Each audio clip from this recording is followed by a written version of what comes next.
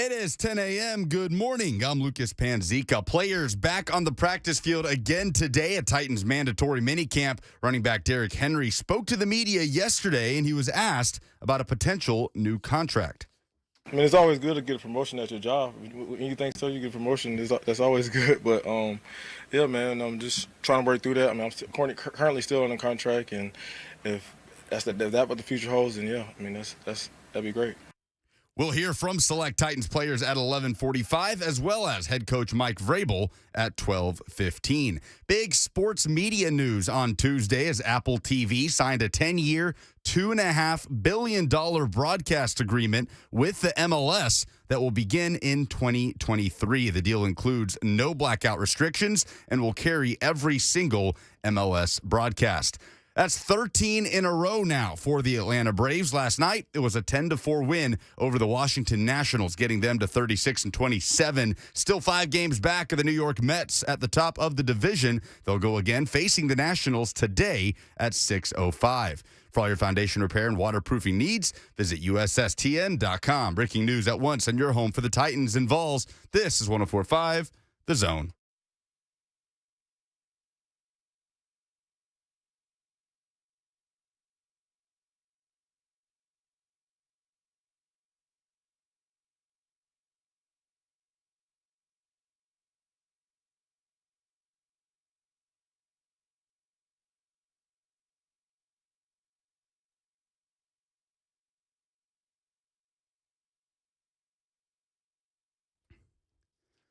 Good morning. Welcome in to the Buck Reising Show on 104.5 The Zone, day 2 of Titans mandatory minicamp.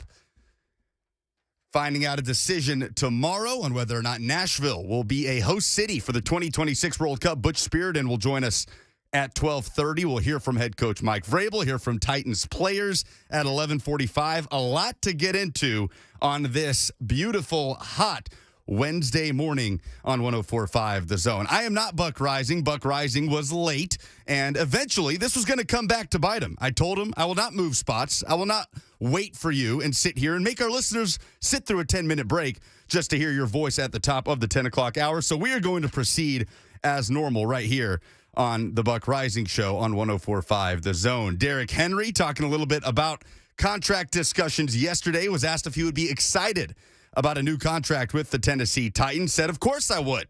Wouldn't you like a promotion at your new job? Jeffrey Simmons not practicing again today at St. Thomas Sports Park. We will tell you why over the course of the next 3 hours here on 104.5 The Zone. Attendance has been good at mandatory minicamp, and we'll discuss it. Is the Titans pass rush the best unit on the roster right now? As Buck Reising has made his way into the studio. Hello. I've been here for like 2 minutes. Yeah, no, I know. I thought I would just start without you. You said 104.5 The Zone at least 17 times in the 3 minutes that you've been on the air so far. Well, you'll have to forgive me for not being prepared. I guess you also were not prepared to show up No, on I'm here. time. I just thought I'd let you do the show.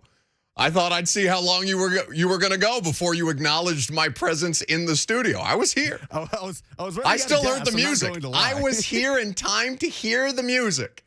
How'd it go? How do you feel like it's the Lucas Panzica Show? How'd you feel? Decent 2 minutes. If I had been more prepared, I think I would have been better off. I will be the next time that you are out. That way I can have a better shot to stake my claim of this show. But I told you I will not move spots when you are late after 10 o'clock. And especially when it's 10:02 and the show is starting, then there is no excuse. I was here. The show goes on. I was here. Oh, were you here? When the Open was playing, you were not in that seat. That door was still closed, and I saw you waltzing across the hall like you had all day. I kind of wanted to test it out to see how you do, and like just kind of see how long you would go and to see what you would kind of where you would kind of direct yourself. Because I feel like you want this chair, but I don't know if you want this chair. That's kind of my perspective on things. I think that you like the idea of the chair more than you actually like having the chair. Truth be told, I would not want to host a solo radio show for 3 hours every day. Absolutely not. I would prefer to have co-hosts if I was in that position. Well, the mutiny. It lasted 2.5 minutes and 4:1045 the zones. Excellent. Welcome in. Hope you're having a great Wednesday. 1 minute late might as well to be 30 minutes late as far as my employer is concerned. Well, listen, I'm sure our employers are not thrilled with the idea that I wasn't here for the very, very start of the show, but I was here a minute after. And nothing burned to the ground. Now, I'm not saying that we're going to make this a precedent, but I did have good cause. I was still working. I was at Titans mandatory minicamp, the final day to see these guys out on the field before we go 6 long football-less weeks without anybody talking to us, without anything really of substance to talk about with the local professional football team. So, yeah, I think in this rare instance, if in no other time where I have been tardy, for lack of a better term, I think today is justified. Hope you guys are having a great Wednesday so far, as Lucas mentioned. How many times did you tell them who's on the show already? I think at least 3. Just the one. I heard it once in the update, and then I heard it twice when I sat in the chair. I think that's how many times. What were you going to do if it took me longer than a minute and a half to get here? To be honest, I don't know. I would have just, it's the Michael Scott, if you ever start a sentence having no idea where it's going and just hope you find it along the way. That's exactly what I would have done, because I did not prepare to host the show today. Had I prepared, then maybe I would have been better off. Buddy, I've been on a practice field. What kind of preparation do you think I have? You've been preparing for the last 3 hours, watching practice and talking to Titans coaches. I just sit down and talk. I don't think people get that at this point. But yeah, we got a lot of stuff on the show today. We got giveaways of all manner of things. As Lucas said, there are going to be Titans who will speak to the media later on in the show. Now, I've just come from the practice field, and it will be no surprise to you that Jeffrey Simmons is once again not participating in the mandatory minicamp. He is present, so the fines are off the table. But when you look at the circumstance for Jeffrey Simmons and why exactly it is that he is not participating, well, if you would just take a cruise down my Twitter timeline, Lucas, you'll find some audio or some video from defensive line coach Terrell Williams, who spoke on exactly what Jeffrey Simmons is missing by not participating in the mandatory part, even as he is in the facility, according to multiple reports. Now, I only laid eyes on him yesterday. I was not out there long enough today to see number 98. But this was the defensive line coach of the Tennessee Titans as to, what it is that Big Jeff's missing right now. I haven't seen the weights, and I know he looks good. I don't know what he weighs right now, but he's here and he's doing a good job. What we expected. I imagine you expected him to be on the field. Is he dinged? No, he's fine. He's fine. He's doing exactly what we're asking him to do right now. Why aren't you asking him to be out here like everybody else? Because it's what we're asking him to do. So he's doing just well, I promise you. What is it that he could accomplish by being here but not being on the field? Just watching tape again and doing some of the things that we're asking him to do. Just look at tape and look at what he can get better at. I mean, it's important to be out here, but it's also important to watch tape and improve that way. So he's doing a good job. One of the things that he said he wants to improve upon is generating turnovers. Is that a conversation that you guys have had, and what are some steps you're taking to improve? Yeah, we've been talking about that really the whole offseason, not just Jeff, but the entire defense. It's just getting. It's not as easy as people think of getting the balls out. We've been in position to get a bunch of them out. Sometimes we get them out, and then the offense gets them back. And I mean, it's just by chance, but we're going to keep on swinging and doing what we need to do to try to force more takeaways. How close the tabs that you keep on Jeff and Nico, the guys who weren't here during the OTAs and the voluntary portion of the offseason? We talk. I mean, we talk because we're here, for me anyway, it's more than just football. I mean, these guys are like family to us. So we talk to them. We don't talk every day, but we talk to them. So it's been good. Given that he knows how to get himself ready and stuff, like what is he missing by not being out here on the field? The heat. That's about it. I mean, he won't be out here in the heat, and I will, and that's what he's missing right now. But he'll be ready to go when it's time to be ready to go. So that's Terrell Williams, defensive line coach for the Tennessee Titans. What's Jeff missing this week? Well, just the heat. So with all of this Derrick Henry stuff and the manufactured idea that Derrick Henry would be holding out in some form or fashion for the mandatory portion of the offseason, which of course did not happen, and Derrick Henry does not miss mandatory team activities across the course of his career. Jeff is technically not missing it either, but he's not participating, which does create this conversation around, okay, well, what's he looking for? I mean, we all saw, or for those of us who pay attention to social media, which may not be everybody, but Von Miller, the now Buffalo Bills pass rusher, has long held a pass rush summit every year for the top defensive linemen, edge players to attend. It's a speaker series. They work on technical drills. There are coaches there that Vaughn provides and that the guys are familiar with. People come from around the country to participate. It's kind of like a pass rush convention. And so for those of us who pay attention to social media, Jeff was out there doing pass rush drills at Von Miller's summit just fine. So what now is the holdup? Well, you asked Mike Vrabel. What answer did we receive from the head coach yesterday, Lucas? Did you happen to pick that up? I know it was lengthy and very, very detailed. Just the one word, unavailable. That's right. And of Treylon Burks, what was the message from the head coach about the status of the rookie wide receiver? Rinse, repeat. Ah, I see. So now we're left to ponder, to speculate, to try and dig up some information. Is Jeff Simmons not holding out, but is he holding in? I can't think of a more mind-numbing topic that I would have to take a drill bit to my skull for the next 6 weeks of no football than to contemplate the idea of Jeff Simmons not holding out, but holding in for the next 6 weeks of football or no football. Moreover, I think that may be the thing that actually pushes Lucas to self-harm. He's hated this training camp stuff or this OTAs, mandatory minicamp stuff. I don't know what he would prefer me talk about, but this is the thing that the most people care about, and I understand. We're gonna, this is your guys' show. It's not our show. We're just the facilitators. That's not true, though. Of this thing. What do you mean? I don't hate mandatory minicamp stuff. I'm good with this. Basically, the entire team is there. Jeffrey Simmons is not practicing. Treylon Burks is not practicing. These are all stories. What I hate is voluntary OTAs and dissecting a video of Kyle Phillips doing a ladder drill. How many receptions will he get in 2022? I'm still getting retweets on that. I think it's over 150,000 views at this point. But what we're talking about with Burks and Simmons, this is a story. Well, the Burks thing for sure. Yes. And I can't tell you until 11:15 whether he was out there or not out there again today. Unfortunately, these are the rules that the Titans have in place. And it's not just the Titans. This is pretty common across NFL franchises during this time of year. They have restrictions on what time you can report on the things that you are able to see and consume. And you cannot, I can't say that player X was starting at left guard and player Y did individual work. I can't talk about individual work, but you get my point. There are restrictions. And so in an hour from now, I'll be able to tell you whether Treylon Burks was on the field today or not. Find out next, right?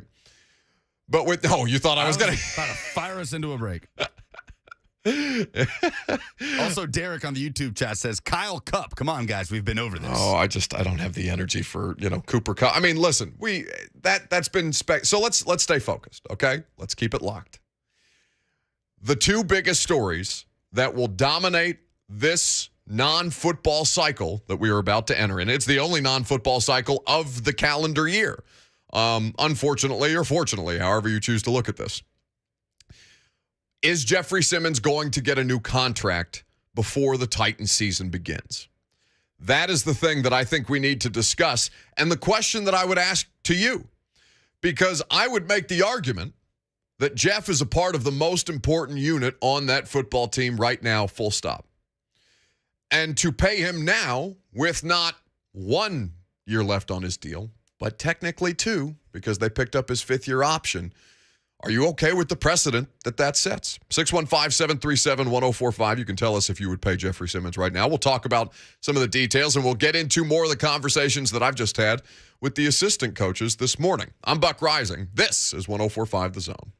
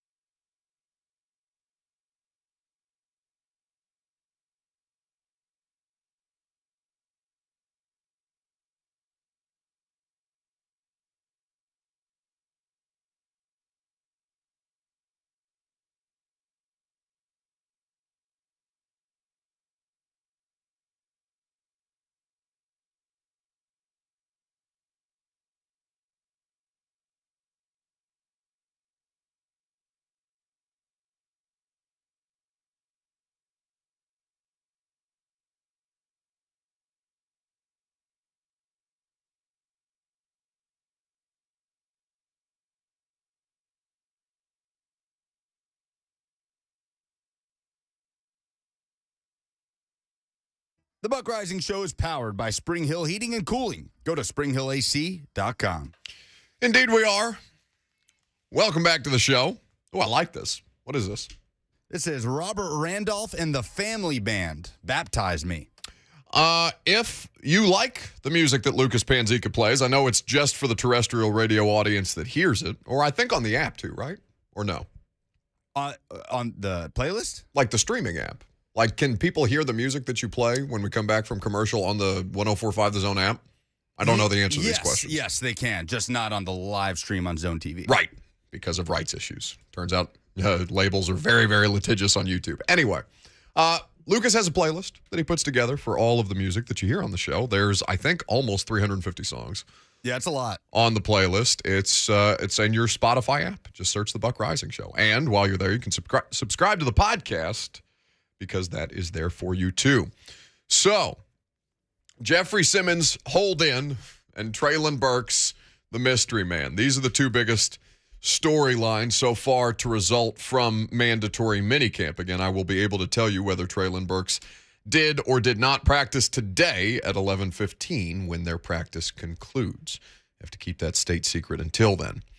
But as we kind of look at what makes the most sense as far as what the Titans could do if Jeff was to theoretically hold in for more money, there's a couple of different angles that you have to look at this. First and foremost, is it worth it to you? Is it worth it to the Tennessee Titans to lock Jeff in 2 years ahead of when his contract expires? Now, I think that there would be arguments mostly in favor of keeping the most dominant defensive player that the Titans currently have on the roster. It is something that a lot of their success is predicated on, although that unit in its entirety is already very well compensated.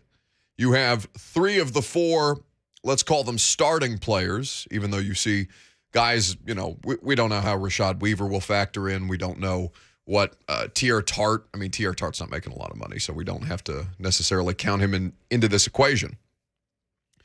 But all 3 of the theoretically 4 front 7 players are on second contracts. Danico Autry on a third. That, at some point, is not a cost-effective way to succeed. Now, I think I would sit here and argue that pass rush is the second most important thing to a football team outside of competent quarterback play. I think that if you have competent quarterback play, number one, and by a considerable margin, but you have to have people to affect the quarterback in today's league to be able to keep on pace with the rest of, certainly in the AFC at this point. And you look at the money that Jeff's making. So in 2022, let's just look at his base. Let's look at all of the numbers associated with Jeff Simmons. $2.2 million and change is what Jeff is making in base salary. He has a signing bonus of $1.8 million and a total cap hit of $4.029. That is pennies on the dollar for a hugely disruptive player, for a guy whose, closest peer is whom? Chris Jones? Maybe a previous version of Fletcher Cox? Jeff is not Aaron Donald. He does not have the resume, and Aaron Donald has been in the league for, 5 years longer at this point. I think Aaron Donald is heading into his 9th or 8th NFL season, and by the way, has just been rewarded with a pretty lucrative extension. And all he had to do was do a couple of podcasts and be like, yeah, I'm still thinking about retirement. I don't know. This whole football thing. I've won the Super Bowl. I've made my money. I don't know. And then $30 million a year. $30 million plus is what Aaron Donald is making. So who would be the peer here? I think that DeForest Buckner is probably the best comparison right now, because you have to look at this not just from a defensive line standpoint, because that, of course, mixes ends and edge guys into this conversation, but just from an interior defensive lineman. DeForest Buckner is probably the closest thing to Jeff Simmons that is out there right now. Hugely disruptive. You can scheme rush around him. He can make other players hugely effective, and also they're both kind of superhumans. Looking at what DeForest Buckner is currently making, if you look at the top contracts, Lucas, could you name the 5 highest paid interior defensive linemen right now? You know number one. Yeah, number one's obviously Aaron Donald. He's the highest paid non-quarterback in football history. Yeah. I would say Buckner. That's 2. I would say Chris Jones. 3. I'm running into a bit of a wall here. It's not. Well, the drop-off is substantial. Yeah, because it's not a guy like Yannick Ngakoue. No. Anymore. Because we're just talking interior guys. Yeah. Who you got? Jonathan Allen of the Washington Skins football team. Yes. And Vita Vea at 5, who just got paid pretty recently. But the financial cliff that you go off of from Aaron Donald at 31.6, and we're just looking at average annual salaries right now, it drops $10 million to DeForest Buckner. Now, I'm looking at DeForest Buckner's contract.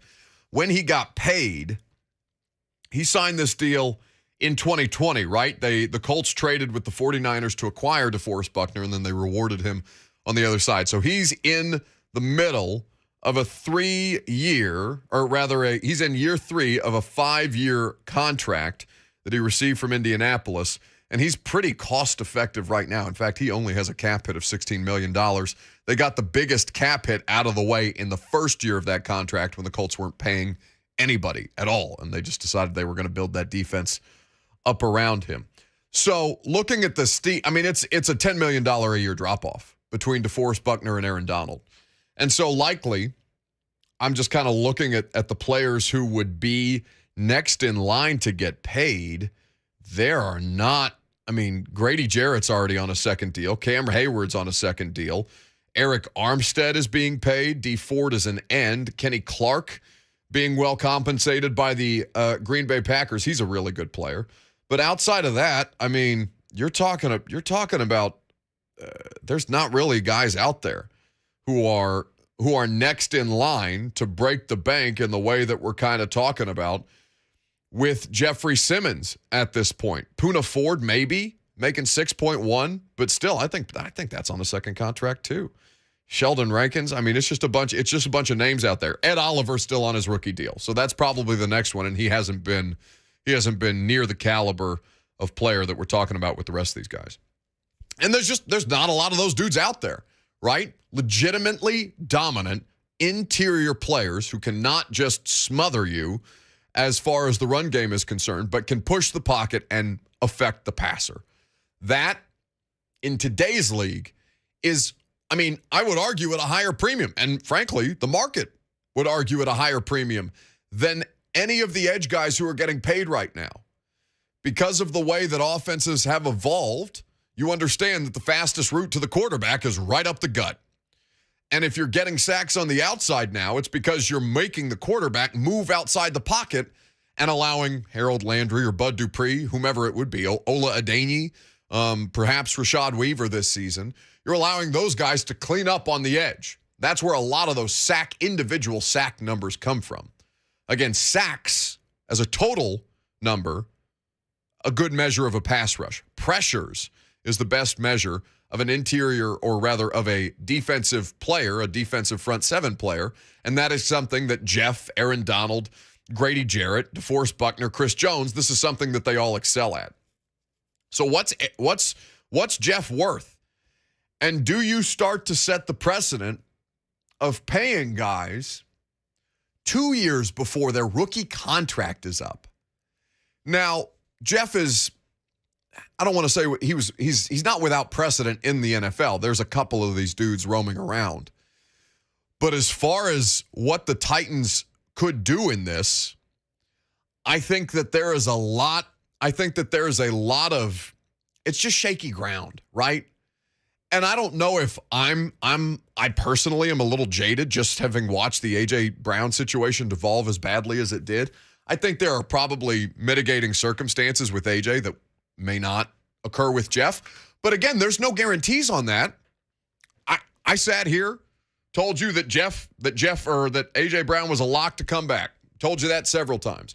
We had credible NFL insiders. I don't think any more so than Diana Rossini come on here and say that A.J. Brown, of the wide receivers, was the closest to getting a deal done. Now, turns out she was kind of right because he was the first to get a deal done. And all these dudes, Darren McLaurin's holding out. DK Metcalf doesn't have a contract. Who's the other one in this? Debo. Debo is at mandatory minicamp, but he is currently unpaid. So to say definitively that the Titans will go above and beyond to extend Jeffrey Simmons, well, no, you can't definitively say that. I think all of us, myself included, learned a valuable lesson this offseason that in the same way that, for example, the NFL can't predict how many more Deshaun Watson civil suits are going to pop up. You cannot predict everything that is going to go down in contract negotiation rooms as far as NFL free agency is concerned, especially in today's cycle of it, where social media is being factored in, where NFL players, not to the same degree as the NBA, but you're starting to see them try and take more control over their own circumstances. Now, I'm for that. 10 times out of 10. It does not work to the benefit of a team or to a fan base. But as far as just the player empowerment movement, I am absolutely a proponent of that. I think that if A.J. Brown got the best deal that he possibly could get and got everything that he wanted out of these contract negotiations, then I think A.J. was justified in doing what he did, even if it doesn't feel good to you in the days, weeks, months after the fact. If that's the way that, if that's what A.J. wants and A.J. got it, good on A.J. I'd say the same of Jeff Simmons, even if it turned into a contentious situation the way that A.J. did at the end. But I think that for all of this, I'm not sure what the market is going to tell Jeffrey he's worth because it's such a steep gap. $10 million in average annual salary between the top of the market right now and DeForest Buckner, whose contract is already aged 3 years. And without many more guys coming down the line in the next, certainly not in the next season. And, in the case of Jeff, not in the next 2. Where does Jeff kind of fall between there? Is Jeff Simmons a $27 million a year player? Because that would be not the best way to construct a roster around a $27+ million a year interior defensive lineman. Just talking average annual salary. You can make the cap hit work as you like. I wonder how this conversation would be going if they had paid AJ what he got in Philadelphia or, round about that number. I wonder how this conversation would be going right now. Well, they never would have gone to that number. They weren't going to give him $100 million. Okay, let's say that they had signed AJ to the number that let's say 20. 20, 22. Right. Yeah. Okay. I wonder how this conversation would be going. It's a lot harder to have. Mm-hmm. You're talking because it's not just AJ that was in a contract year, that was previously heading into a contract year.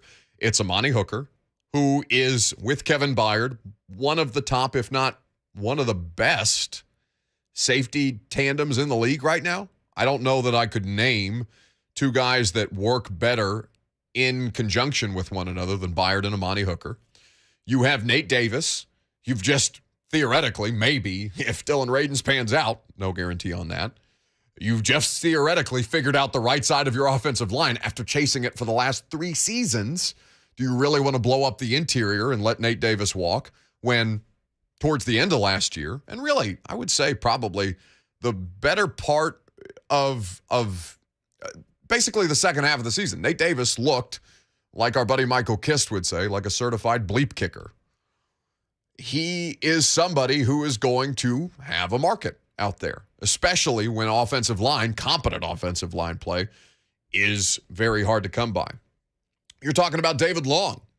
Now, inside linebackers are not a premium position anymore. In fact, you can find multiple ways in a defense, whether you're dropping a safety into the box and that turns into your second inside linebacker, where you're just out there in dime and nickel defense and the premium that's placed on that position. You're not in there banging around with fullbacks anymore. You're not Ray Lewis versus Eddie George at this point, where it's just these giant hulking middle linebackers. Hell, there's not even, Luke Kuechly is is the last super dominant inside linebacker that I can think of. No, actually, Levante David, right?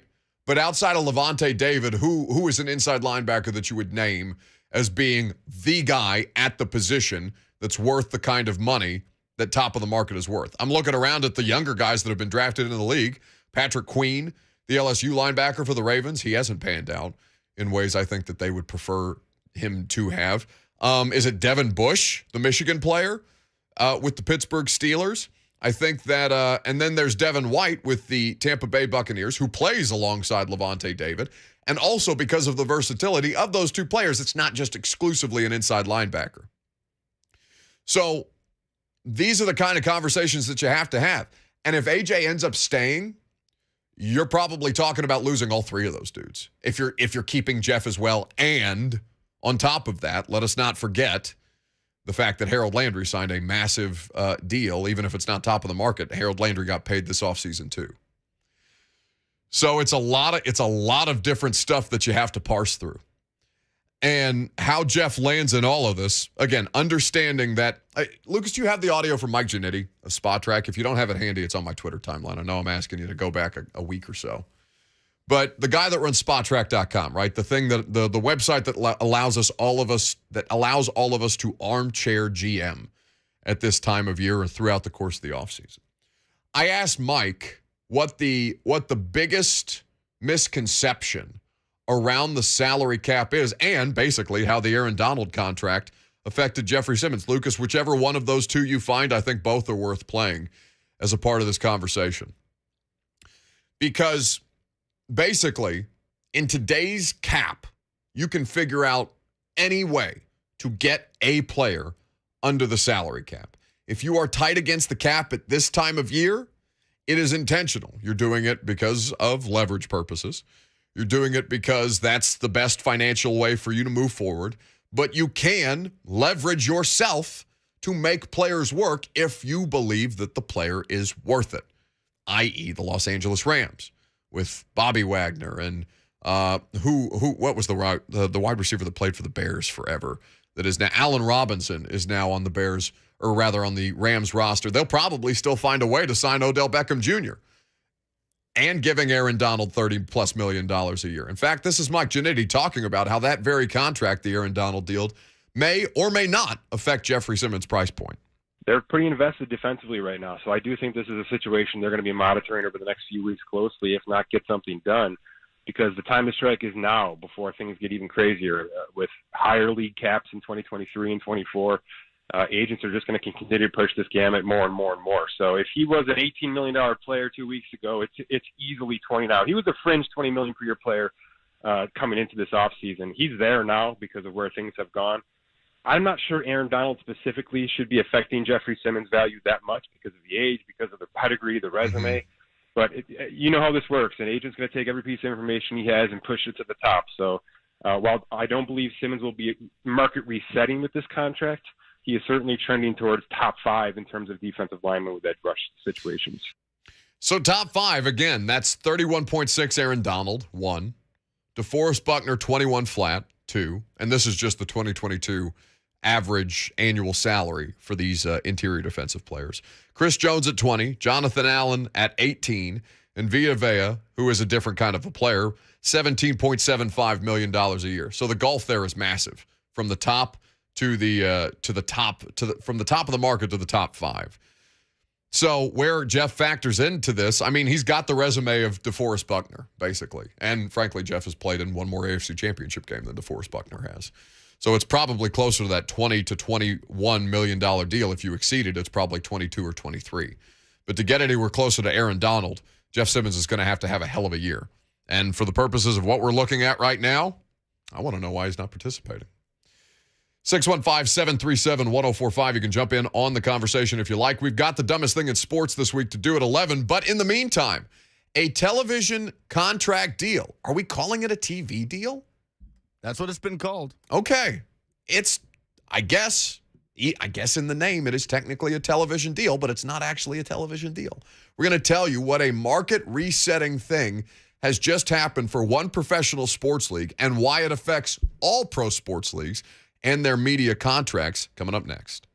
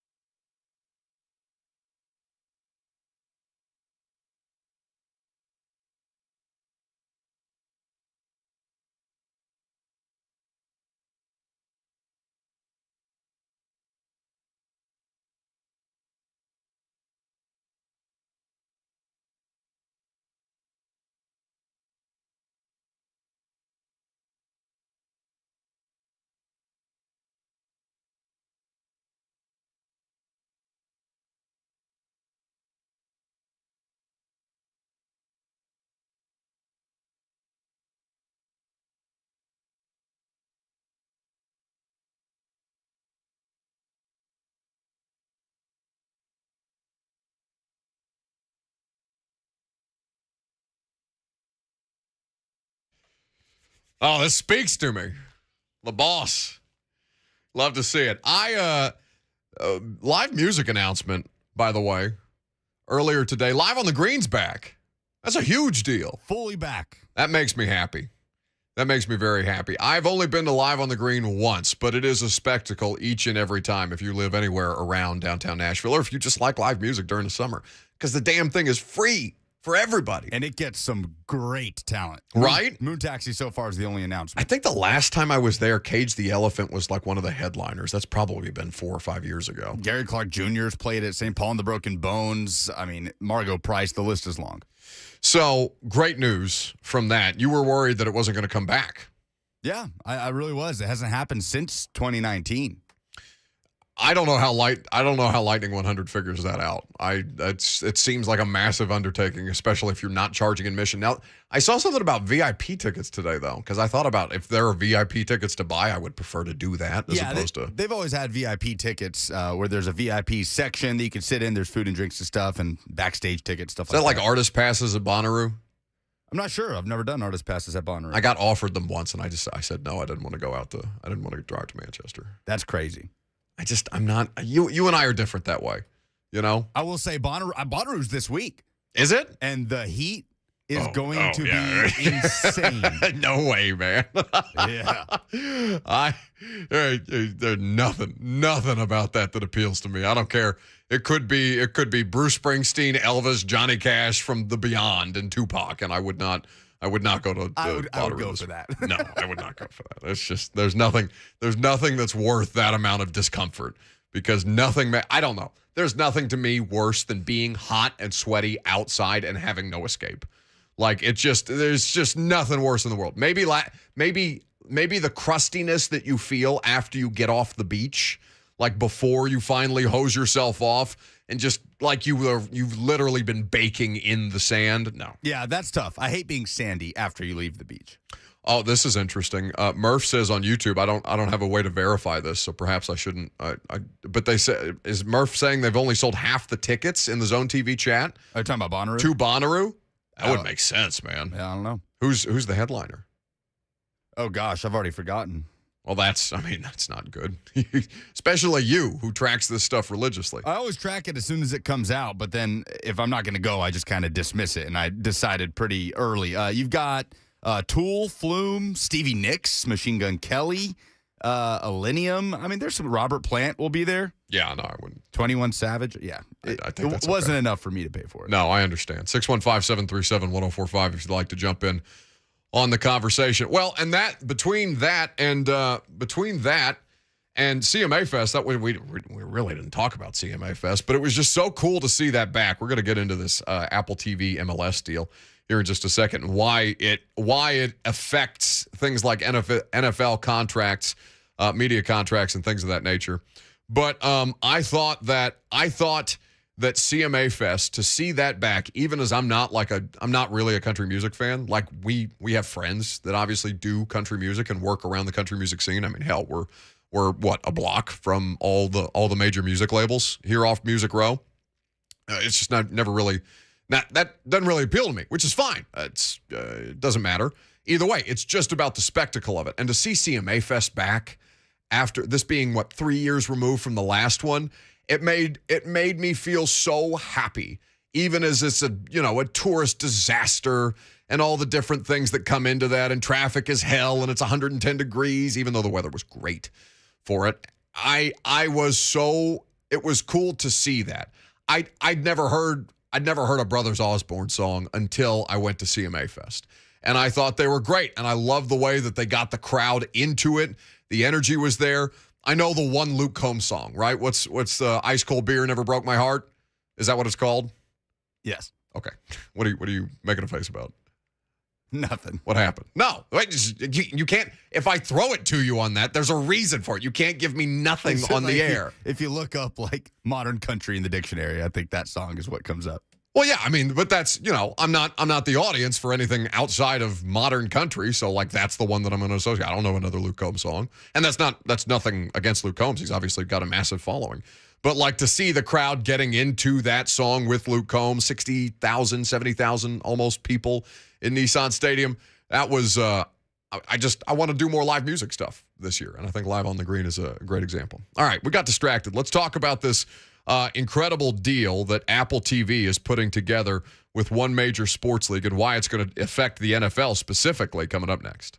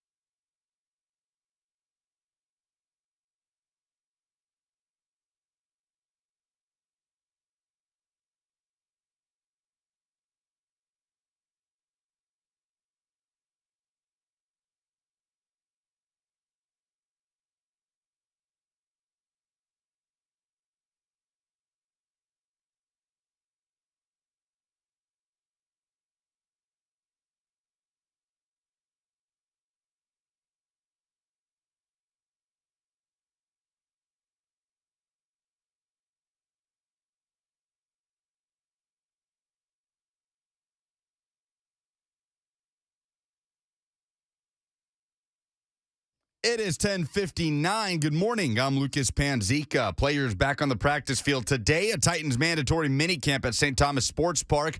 Defensive tackle Jeffrey Simmons back in the building, but not on the practice field. Select Titans players and head coach Mike Vrabel will speak to the media coming up later on. You can hear it live right here on the Buck Reising Show starting at about 11:45.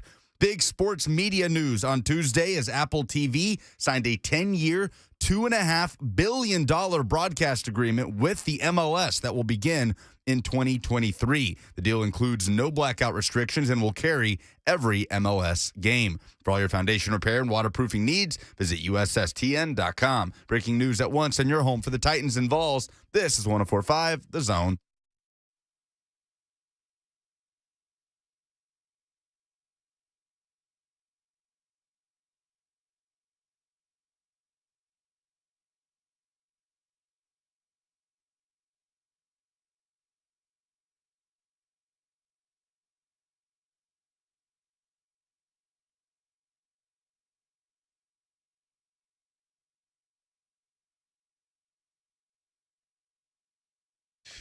Hour number 2 off and rolling, and again we start yet another hour where Lucas has done a sports update where he's lied to you. Breaking news in the NFL. You want to give me the awful laser light show sound that I hate right off the top? I did not lie, by the way. Breaking sports news on 104.5 The Zone. Ian Rappaport, sources. The Steelers and star safety Minkah Fitzpatrick reach an agreement on a 4-year deal worth $18.4 million a year, a huge payday, according to the NFL Network Insider. Be curious to see how many contracts get handed out basically throughout the course of the rest of this week, because most teams are going to be done with mandatory minicamp. Welcome back, by the way, 615-737-1045. That's the number if you want to jump in. We'll do the dumbest thing in sports here in just a minute. But you know, as we kind of keep an eye on the Jeff Simmons situation, I don't anticipate that. I mean, at this week, certainly not.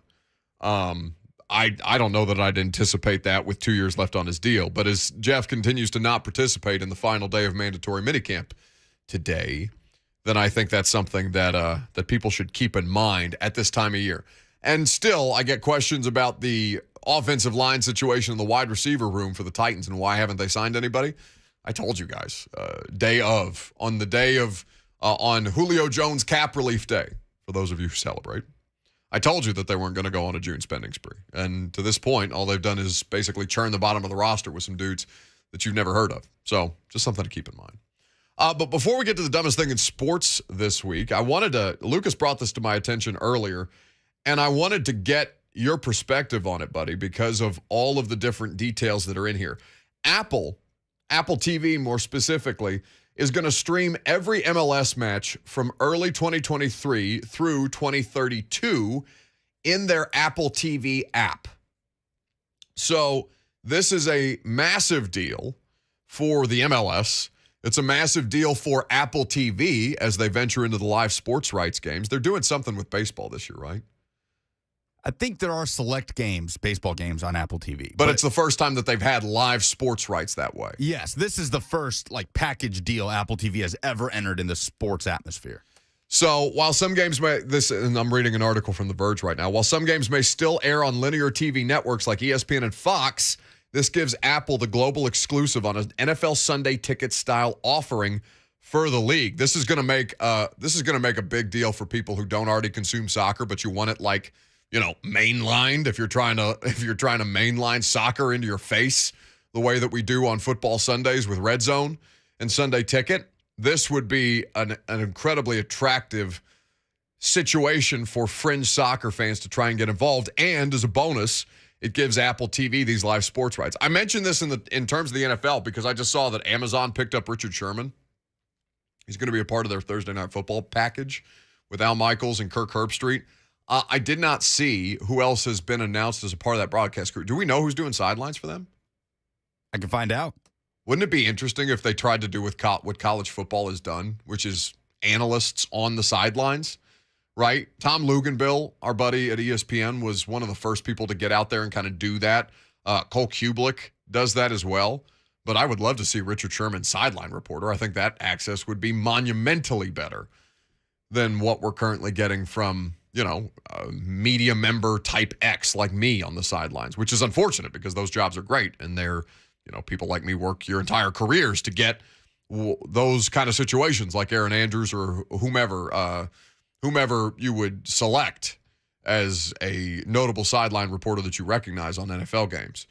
But this is something that I think is going to take the streaming wars, as far as sports rights are concerned, into the next level, basically. You thought this was interesting from a variety of different reasons, and I wanted to kind of get your feeling on it because obviously this affects our buddy Tony Husband, right? Yeah, Tony is Nashville's lead play-by-play broadcaster locally on MyTV 30. So the situation with Apple TV is there's going to be several regional MLS broadcast teams, and every team, if they choose, will have a local broadcast team. A cool feature of this, by the way, you can sync up the local radio broadcast with the televised stream, which is something that I'm sure if it was an option, many Titans fans would pay for in a heartbeat. That's going to be a built-in feature of this. But, yeah, you don't have any more just local broadcast teams that are strictly doing games for one club in one local market. The production will be entirely on the MLS side of things. They're going to run all of it, pre- and post-game stuff, a whip-around red zone type of show. And the most intriguing aspect of this, as we look at it in the context of, is this some sort of blueprint moving forward as more and more sports coverage is moving to streaming services? No blackout restrictions. Anybody around the world. Huge. Anybody around the world can watch these games, which is also big for the MLS's potential international community. If a big-time player from Uruguay gets signed in the MLS, then Uruguayan fans can watch it whenever they want. If they're subscribed to Apple TV, season ticket holders get an automatic subscription to watch these games. So basically, MLS soccer is going to be in the exact same place that Ted Lasso is. And I think it could be worse for MLS with what they're doing here. $250 million a year is the deal. Apple's going all in with this thing, and I wonder how much longer until NHL or MLB starts to kind of go in this direction. It's a different conversation for a sport like the MLB, which is obviously much more popular in an older generation. Soccer is a younger generation sport, at least in this country, especially in this country. So it makes more sense from that angle that you're going to have people that are more, apt with streaming services and will be more attracted to it. But I just wonder what kind of blueprint this will set up for sports basically outside of the NFL and the NBA, leagues like that may start moving away from primarily network television and signing these mega deals with big tech companies and streaming services. Why'd you exclude the NBA there? Just out of curiosity.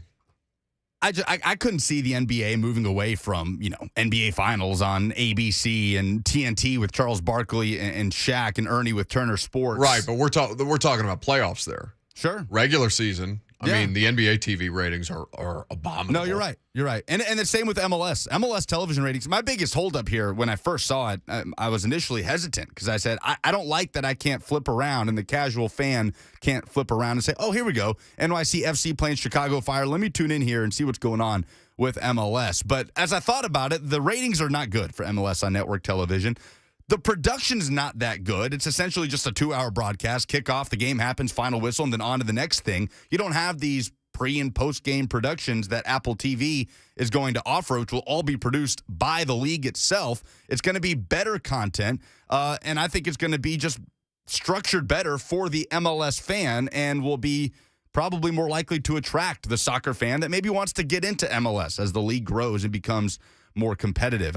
The more I read about it, the more I thought this is a great move for the MLS financially, for MLS fans, especially season ticket holders. All 23,000 Nashville SC season ticket members will have the subscription. And they're moving games strictly to Wednesdays and Saturdays instead of what right now is basically a scattershot MLS schedule where you have games on Tuesdays and on Thursdays and on Sundays and on Saturdays. It's a much more linear schedule. Right. With an opening, like you said, to potentially have games on ESPN every once in a while. They're still in discussions and negotiations with those TV networks. So all around, I think it's a win-win for the league, and I wouldn't be shocked if other leagues start taking steps towards this, especially with how often you hear baseball fans just incensed about blackout restrictions. That it makes no sense that a Reds fan can't watch a Reds game in Nashville because of where they're playing on that particular night. Like, we should be past that across the board in all sports in this era. In this era, right? Because everything is so decentralized. And that I think I don't want to call it concern. The only reason I have concern is just because, this is the industry that we work in. I'm always, trying to stay attuned to trends. And I do think that this is interesting for the consumer, right? If you guys want to jump in on this conversation, 615-737-1045, you're welcome to. Because the MLS partnership, it's a massive step up from what Apple is already doing with MLB, because they've got a handful of games on Fridays, according to their website, Apple's press release on this. You've got, it would indicate that live sports, and should be, the priority for future services like Apple TV, like Amazon, these streaming companies that are trying to get in on some of the network money, because this is really the one thing, live sports, that's DVR proof in today's day and age. And Apple is also in the hunt for NFL Sunday Ticket at the same time where they're trying to get in on or where Netflix is trying to get on legitimate Formula One rights, not just the Drive to Survive thing, but like the races, which I think makes sense because you're taking advantage of a phenomenon. Now, Ted Lasso is not going to be the end-all, be-all for why people go and sign up for the MLS Apple TV package. But are you capitalizing on momentum that Ted Lasso, the success of Ted Lasso, damn near universally, has had, and translating that into live TV sports rights? Hell yes. The entire Formula One movement in this country has been almost, I don't want to say single-handedly, because there were F1 fans before, but it is largely driven by the success of Drive to Survive because people are consuming it on their streaming platforms. And there's an opportunity here for MLS to do something different. I won't be surprised if it's not long before we see a Drive to Survive behind-the-scenes type of show around MLS teams and how the league is structured, and that would drive fans to it. So, yeah, I agree with you. I like the move from a financial perspective, from a perspective of getting new fans, from keeping fans that already love the league, and it's not all you have to pay for. There are select games that are going to be free. All you need is the app, and so there's a lot of different options here, whether you're an MLS fan or not. Buffalo is in Portland up first. What's up, Buffalo? TV, and I'm gonna love this option. Oh, Buffalo, your cell service in Portland is horrendous today. I'm sorry, buddy. You have to call us back when you got a little better signal. Normally I'm down to kind of ride it out, but that one he was straight up underwater. Yeah, right out the gate. Sorry, buddy. I guess from my standpoint, as we kind of move into this, and this, this is a question for consumers. We're gonna get into the dumbest thing in sports here in just a second, but I do find this to be a fascinating thing. Maybe we can flesh this out a little later in the week. As far as just how people are consuming their live sports right now, because I'm still in the majority, because I'm probably the only person in my 20s that I know that has a cable package, like a straight up terrestrial cable package, because I'm financially incentivized to have a terrestrial cable package. It comes out of my taxes. It's great. But outside of that, I don't think most people are. I don't think people are what is cord cutting, so reconnecting the cord or whatever because of sports. I think they're just trying to individualize menu items the same way that you've done with Disney Plus and ESPN and Apple TV, HBO, all these different things. I find that to be a fascinating trend as far as media is concerned. This was the death of newspapers, right? Decentralized media. This is something that, I have general concerns about in our industry as well, with how many different places and entities. Hell, look at Bussin' with the Boys, right? Not to give those guys any more credit than they deserve, and of course we kid because we love, but in the same way that you look at Chris Long and Greenlight Media, or J.J. Redick and what he was able to do. Hell, Bill Simmons at the forefront of this stuff with The Ringer and the network that they were able to create. You can create these individualized platforms and make your own media network in a way that the tradition, it's taken forever for stuff like this to erode traditional media powers, but we've seen that be jump-started in a way during COVID that I don't think anybody really anticipated that it would just be that fast. Anyway, we'll have more time to talk about things like this. In the meantime, we got to point and laugh at some things. It's the dumbest thing in sports. It's next.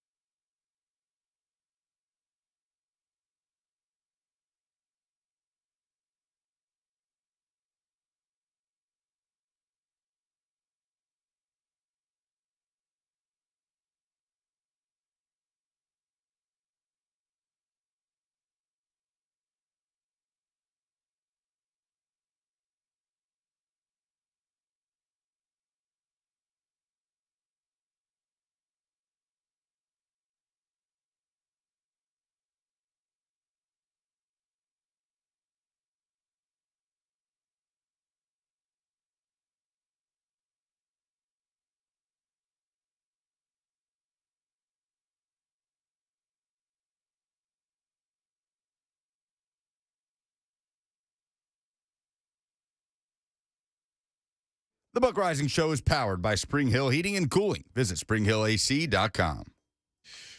Welcome back.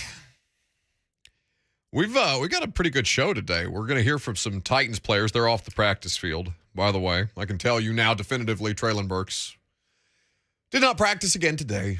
So that's 3 in a row for the rookie wide receiver. Just to kind of, send you into the offseason with a little bit of general concern, I guess, because this will be the last day that they're on the practice field. Jeff Simmons, it sounds like, now I didn't see this myself, so this must have happened after I had to leave to make sure that I made the radio show almost on time today, Lucas. But Jeff Simmons apparently did some running with a resistance band, but that was the extent of his work. So, something to keep in mind, Mike Vrabel's going to talk at 12:15 today, and you will hear from Mike then. We're also going to have Butch Spyridon on to talk about Nashville's bid as one of 16 U.S. World Cup host cities for 2026, because we'll find that out tomorrow officially, whether Nashville has secured the right to host those games, or I guess a pod, for lack of a better term, of games among the 16 host cities across the United States. How many host cities are there in total? 16. So that's 16 across Mexico, Canada, and the United States. 16 American host cities, I believe. Okay, how many in total is what I'm asking? That's what it's going to be. Oh, sorry, you're saying with the 3 countries combined? That I'd have to check. Okay, that's fine. But Nashville needs to be one of 16.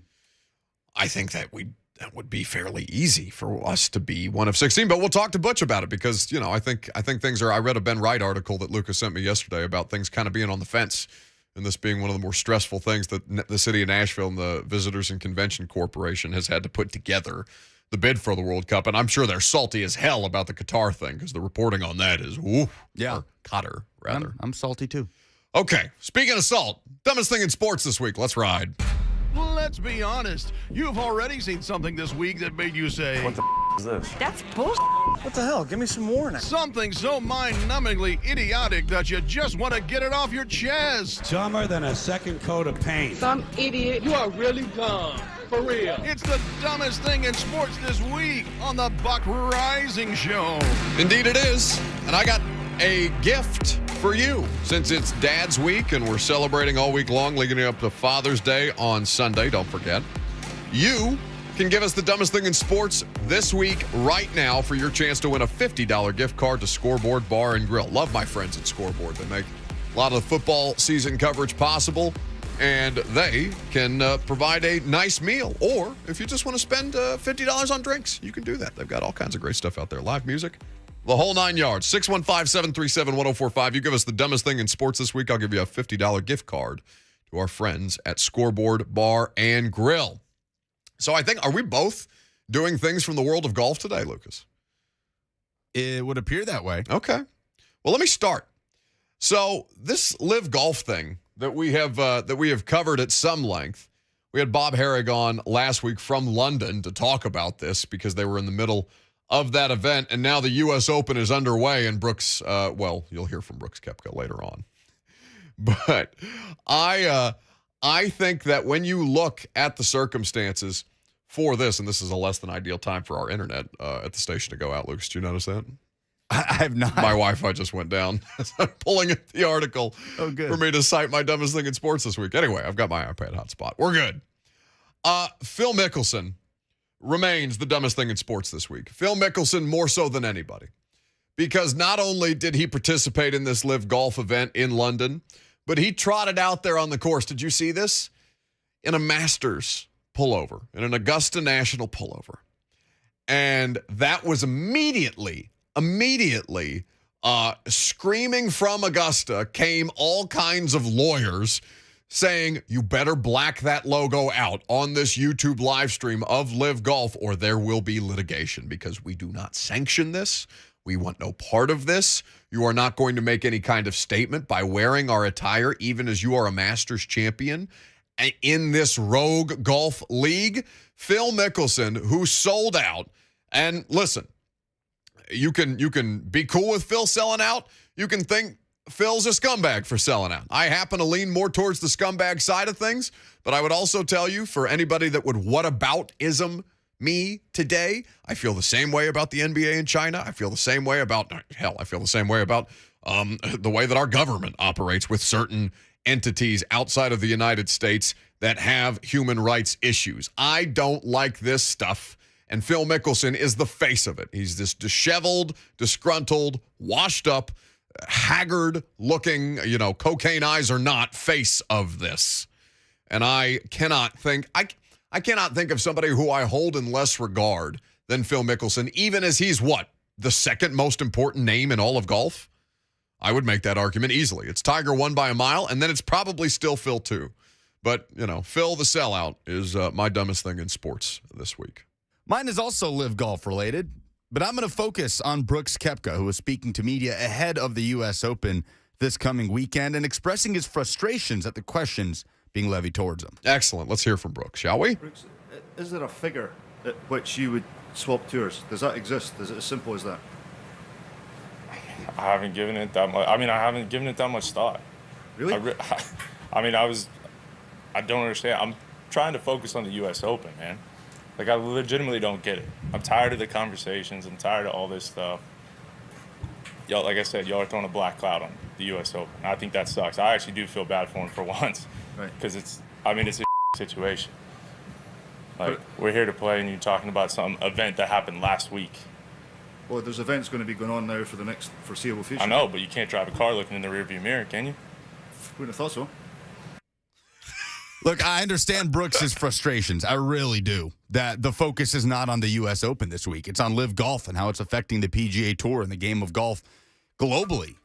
So I get his frustrations, but to act like it's the reporter's fault that this black cloud is hanging over the U.S. Open right now because of live golf, to me, is just not right. It's my dumbest thing in sports this week. It's the biggest story in your sport. It's one of the biggest stories in international sports right now. It may be the biggest story in golf, since the Tiger scandal, because Tiger was an international figure. This is an international sports story. If you don't like it, Brooks, talk to your buddy Dustin Johnson, talk to Phil Mickelson, talk to Kevin Na, because they are the ones implicitly holding over this head. It is not a dark cloud. This is like the report. Do you see some of the stuff coming out of the Deshaun Watson press conference yesterday? From Browns reporters? I can't remember who was covering it. I'm going to pull up the tweets. I know Rex Road quote tweeted it. I think I saw it on Joe's timeline. Give me 1 second and I'll be able to pull it up. But basically, the reporters, there was a contingent of reporters asking Deshaun Watson basically sympathetic questions as to his situation with the newest allegations that are coming out. By the way, 615-737-1045. It's the dumbest thing in sports this week. If you give us the dumbest thing, we'll give you a $50 gift card to Scoreboard Bar and Grill. So this is Nicole Auerbach. A reporter just asked Deshaun Watson because these allegations... because these allegations have done a tremendous amount of harm to your reputation, if Deshaun Watson wants to countersue for defamation. Another reporter just asked Watson how he's holding up emotionally with lawsuit after lawsuit being filed against him. I'm sorry. Like, guilty or innocent in the court of law, like, I'm not interested in hearing how this is affecting emotionally Deshaun Watson. And, like, this is the kind of stuff that Brooks Koepka, even if it's not the same thing, it's the kind of stuff that he's advocating for. No, ask us the questions about the things that we want to talk about. No, dip. I can't say the word I'm saying. Look, the point is, the reporters cannot ignore this. No, you the want them point to is, ignore this Brooks story. Koepka doesn't get to dictate the coverage of his sport. And I don't know when this became a thing to normalize, because, listen, I get the athlete for the same reason we're talking about decentralized media and Apple TV and all these streaming wars and everything else getting into it. I don't know when it became acceptable to the people who consume this stuff, and maybe it is because people hate media just that much. I get it. I understand. Truly I do, even as I am the hated media, right? But I don't know when it became acceptable to just ask us the questions that we want to answer the questions about. No, get the hell out of here. Man, sit and spin, Brooks Koepka. That is one of the dumbest things. It is something that just bothers me because it speaks to such an overarching problem. The athletes have the platform to express themselves the way that they want to express themselves. That's fine. But if you're going to sit there and tell me, or whomever this, I don't know the gentleman's nationality, the reporter asking Brooks Koepka the questions, but if you're expecting that reporter to play along with your game because you want to answer the questions that you want to be asked, buddy, you better get the hell out of here so fast. It's a problem in the NFL. It's a problem in the NBA. It's a problem across sports and, frankly, society, just as a general term, because then it just becomes, all right, it's not about the reporting being done. It's about who can dunk harder on one another on Twitter. Well, I would take that case by case, because if a reporter is asking something that you believe is across the line, something about your personal life or something irrelevant that you posted on social I'm not media. saying that. I could understand him saying, what does that have to do with the U.S. Open this week? Course. Let's talk about the U.S. Open this week, right? That I would understand. And I get him being frustrated at this situation, that his colleagues and Live Golf is creating this situation that is hanging this dark cloud over the sport that he's complaining about. But it's not the reporters that are creating the situation and acting like they should just ignore by far the biggest story in the sport just for your sake. That is my dumbest thing in sports this week. No, it just happened to me. So I tweeted out Traylon Burke's not at practice today. Again, fine. It's information. Some dude, on Twitter, KJ, self-made KJ9. What he is self-made in, I would love to know, because I don't know who the hell KJ is or what he is self-made in. But he says reporters just always trying to make it a problem. No, you mouth breather. I'm reporting the news. I don't care if it doesn't work better for your team or if it works in favor of your team. That's not my job. Understand where the line is. That kind of stuff, the fact that, and it's not the majority of people. All right, I don't want to make this about people in general. But the fact that people are given a platform on social media that just cannot get it through their thick skulls how this kind of stuff works, that bothers me to my core. All right, let me shut up. Let's get to the phones. Mark in Nashville has the dumbest thing in sports. Hello, Mark. Hey, guys. So my thing is this whole deal with the Jeffrey Simmons, quote-unquote, hold-in. Mm-hmm. I don't know what it is. Maybe a traumatic experience that the Nashville media and fans in general have had with the whole A.J. Brown contract saga.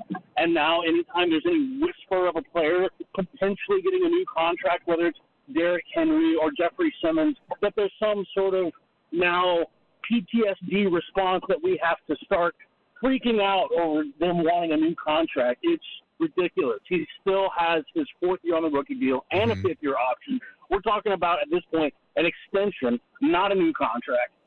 It's just ridiculous. I'm quite frankly tired of hearing about such a non-story. Well, I would push back on and thank you for the call, Mark, 615-737-1045. I'd push back on the notion that it's a non-story. It is a story. He's the best defensive player on the team. He's not participating in the mandatory minicamp for 2 days now, other than, running with a resistance band, apparently, and, hovering around a bike yesterday. It is a story that he's not participating. Now, what it means, that's pure speculation at this point. And I do agree with you. That stuff can be very easily spun out of control. One, because certain people know how you're going to react to it, and you're going to react to it, and they're looking for a reaction. But it is notable. It is newsworthy. So non-story, I think, is where you kind of lost me there. But I do largely agree with you in principle that there is a degree of PTSD or people trafficking in the same kind of reaction that they got off of AJ to say, oh, what does this mean about Jeffrey Simmons? Contract? No contract? Why isn't he playing, Mike? Tell us. Chuck in Clarksville is next. Hey, Buck. My dumbest thing in sports, and I'm going to bang on to your thing about the LIV, is why is the PGA or Brooks Koepka even giving a blip about this league? I mean, Charles Schwartzel is the star. Yeah. And I don't know of any major media that has picked up the tournaments yet. We're not even talking about, ESPN or anybody really covering it. Right. Just barely on the 2 o'clock edition of ESPN. I mean, why is the PGA even giving a blip about this thing? I mean, what stars have left? Justin Thomas still playing PGA. Jordan Spieth still playing PGA. Dustin Johnson is probably the headliner, right? But outside of that, like it's really you're trafficking in Phil's name. And Phil's name is hugely important to golfers, Chuck, I think. But I don't disagree with you. Thank you for the call. They have botched the management of this. I think it speaks to an ignorance on the part of the PGA that they understand. They could have. So what was the most recent golf event that took place this past weekend? Do you know that off the top of your head? The Live Golf event? No, not the Live Golf event. I'm not sure what the most recent PGA event. They interviewed the commissioner of the PGA. Right. Jim Nantz did it, right? That CBS a partner, okay? See, if you are the commissioner of the PGA, you know what questions Jim Nantz is going to ask you. You know that Jim Nantz, and by the way, Jim Nantz he's not there to be hardcore investigative journalism. Jim Nantz is going to ask you the necessary questions about this thing, and you're going to give the canned response that your PR team should have put you in a position to answer properly. And this dude, when Jim Nantz asks, I can't think of the guy's name. Forgive me. I'm sure somebody's going to call in and tell us or write it in the RBC Canadian Open. Thank you, Michael Burgett, for providing that. So the thing concludes. Rory wins it, which, by the way, is huge for the PGA. And Jay Monahan. So they're interviewing Jay Monahan. And Jim Nantz says, well, what do you make of the Live Tour event? I'm paraphrasing the question. And Jay Monahan looks back at him with just this smug sense of, moral high ground. I don't know where the hell it came from. But he just goes, let me answer your question with another question. I'm like, dude, shut up and answer the question that he asked you with whatever the hell it was that your PR team wrote on a piece of paper before they trotted you out in front of CBS Sports cameras. It is that kind of tone deafness that is going to cost the PGA because this is a fly around the elephant's tail, right? Maybe at some point, Fox, I don't think, is currently attached to any kind of golf properties right now. I think Fox at some point is going to be interested in this because right now it's just live streaming on YouTube. So somebody is going to make an offer because live sports rights, again, are the thing. But just the statements that were made after the fact with the way that the memo that they sent out to the golfers who are on the PGA already about, to conduct yourselves in a certain way, and just this sanctimonious nature of the PGA is the thing that has been the most shocking to me because they don't have to play this game. They don't have to play this game at all. And they're making it worse because they can't. The only person who's had worse PR than Phil Mickelson is the damn PGA. I disagree. I disagree with Chuck in that the PGA shouldn't give a blip about Live Golf. And I partly disagree with you. I agree that they handled it poorly with the response in their statement. But the idea of it being a fly around an elephant's tail, I think is a little short-sighted because it's not just Phil Mickelson. We had a caller the other day saying, these are just guys going into retirement that just want the paycheck as they sail off into the sunset. That's not the case. Like, it's not just Phil Mickelson. Dustin Johnson, who you mentioned, is in the prime of his career. You're talking about Bryson DeChambeau. You're talking about Ricky Fowler, Ian Poulter. This is the first time that the PGA Tour has ever had an inkling of a threat toward the game of golf. I think where they erred is coming out with the statement saying it's all about money, money, money, paraphrasing, obviously, and basically insinuating, no, you should stay with the PGA Tour for the love of the game because we've been doing it for this long. Where really they could have focused on the human rights issue of a Saudi-backed league. That could have been the entire focus of it, and I think it would have come off a lot better than, you're just leaving for the money, stay here for the love of the game. Or they could give the golfers what they want. Like, some of the things that the golfers are asking for are not that far off. And listen, I understand that the Saudi-backed Live Golf Tour has a ton more money than the PGA probably does as financial backing, right? They're just buying American athletes and sports washing this whole thing. But like caddies, for example, they don't get a paycheck if their golfer doesn't make the cut. Caddies want to know, the best caddies want to know that they're going to still be able to cash in. They want to be able to make their money, even as it's a lot of money the caddies make on the professional tour. They want to make sure that there are certain guarantees. They don't have that right now in the PGA.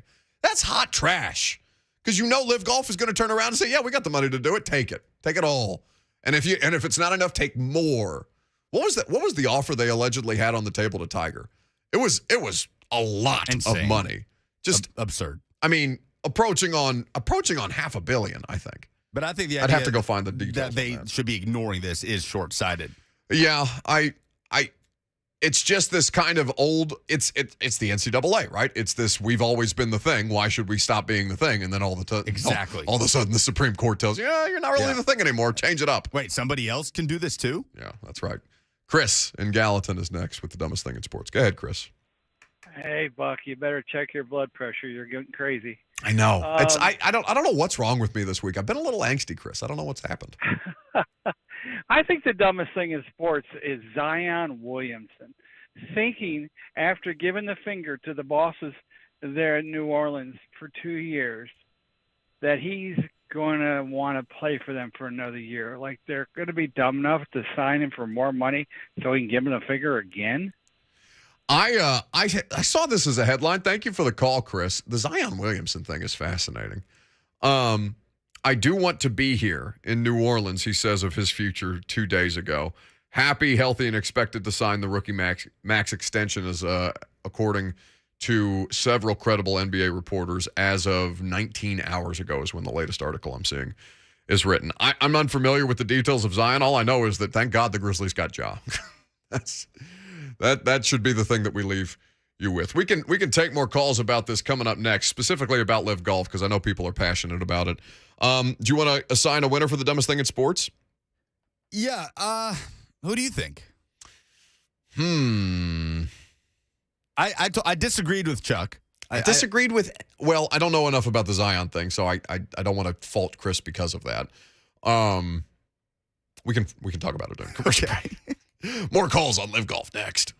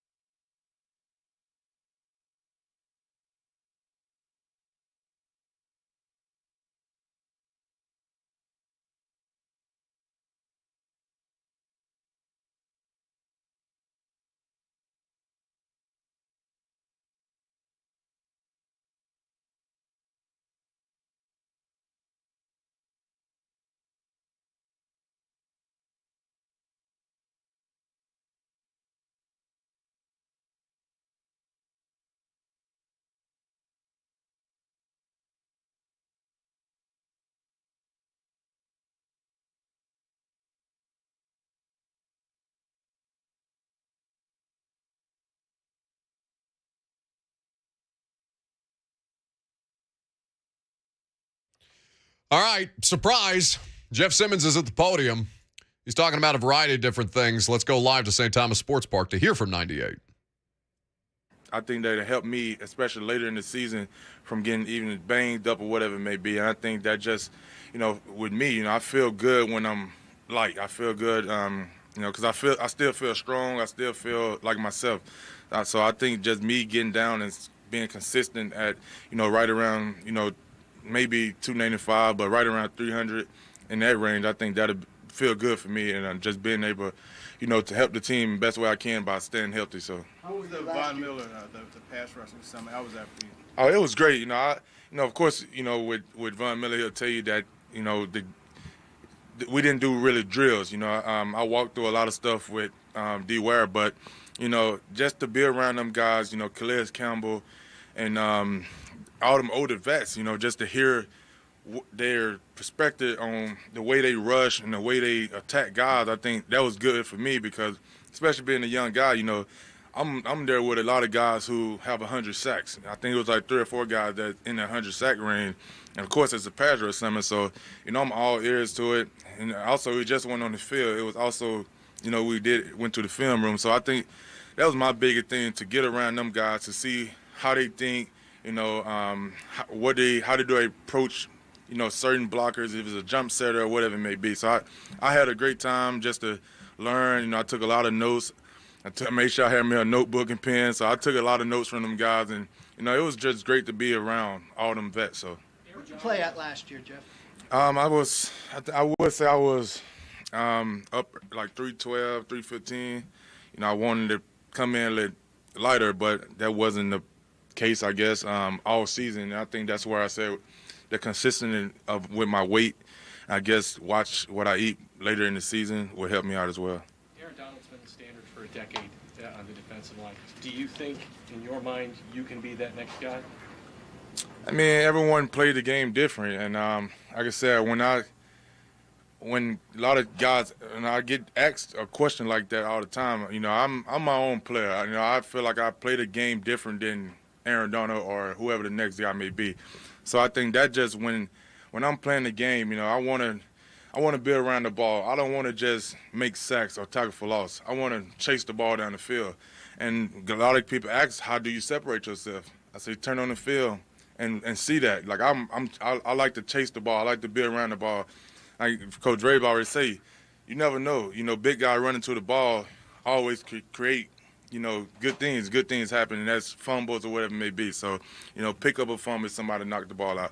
So I think with me personally, I try to separate myself by doing the other things that I see. Like I said, much respect to all them guys, that like Aaron Donald, he listed as the best player in the league, and quite frankly, the way he played the game and disrupt the game is different than everyone else. So, like I said, I consider myself as a different player, than Aaron Donald, of course. So, like I said, my job is to be the best version of Jeffrey Simmons for the Tennessee Titans. What did you think? Attention to the contract extension that he got, though?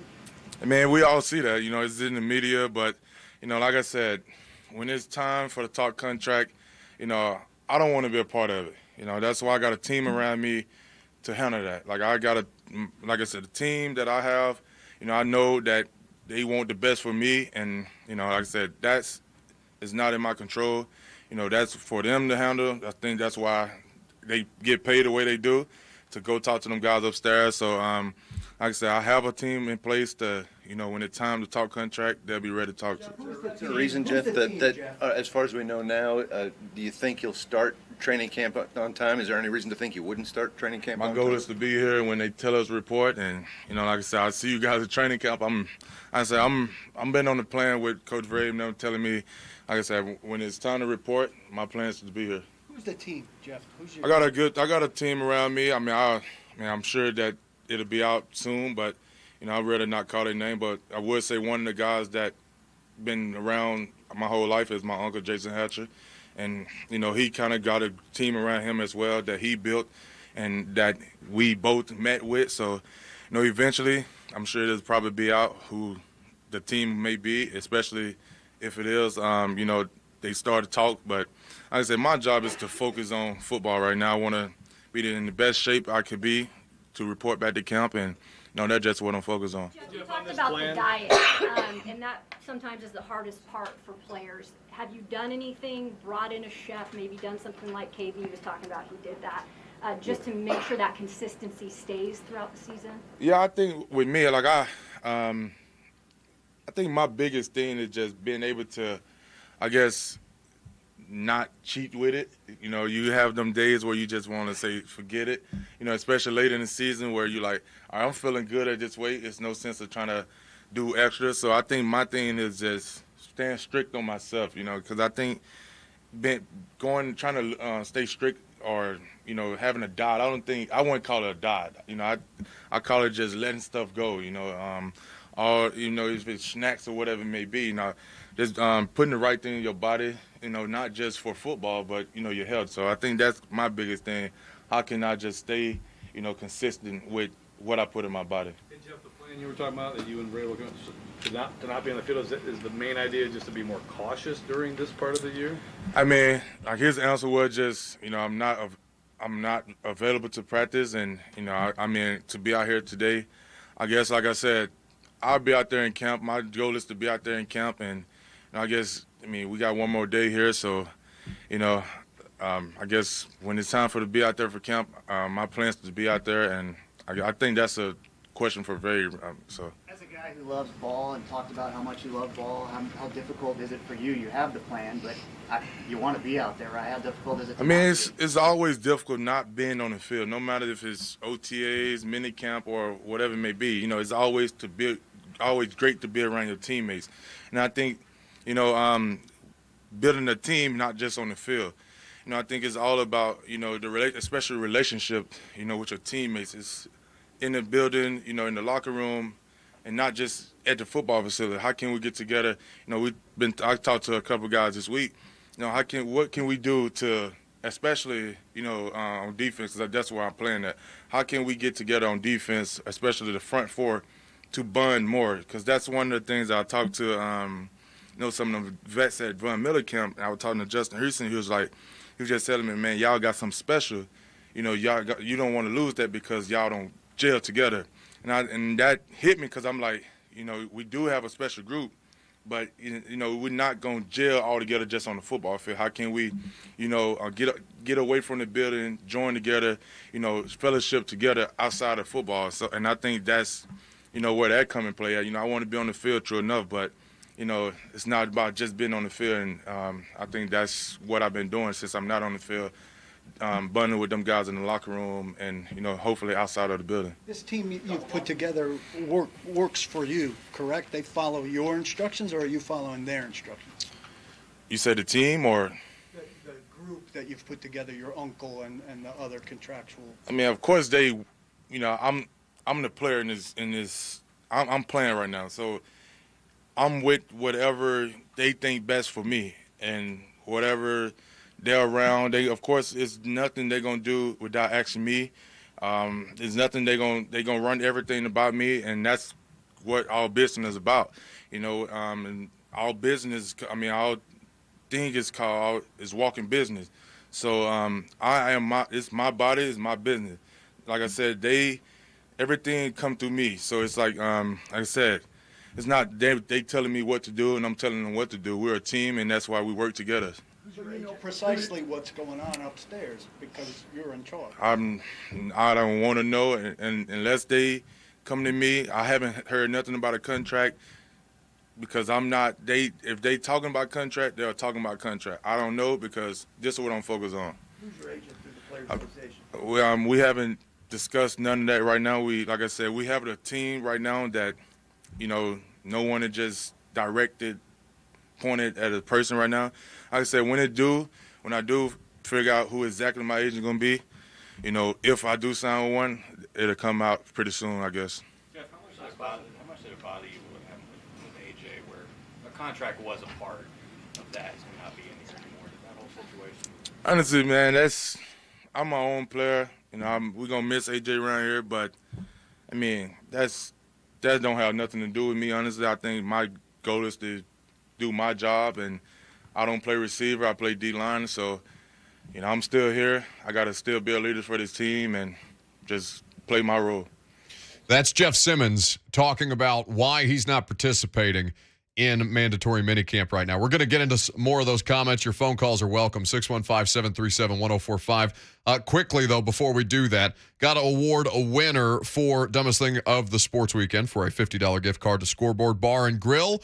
Mark in Nashville is going to be our winner. And as always, the Dumbest Thing in Sports is presented by Painter Ready Murfreesboro, a faith-based company. Their mission is to provide the highest quality painting services available. 2019, 2020, and 2021, Ruthie's award-winning company for best residential and commercial painting. They offer a complete range of services, all of which meet the highest industry standards. They utilize the best products from suppliers such as Sherman-Williams and Benjamin Moore and employ only the finest of tradesmen. So call for a quote, 615-PAINTER or www.painterreadymurfreesboro.com.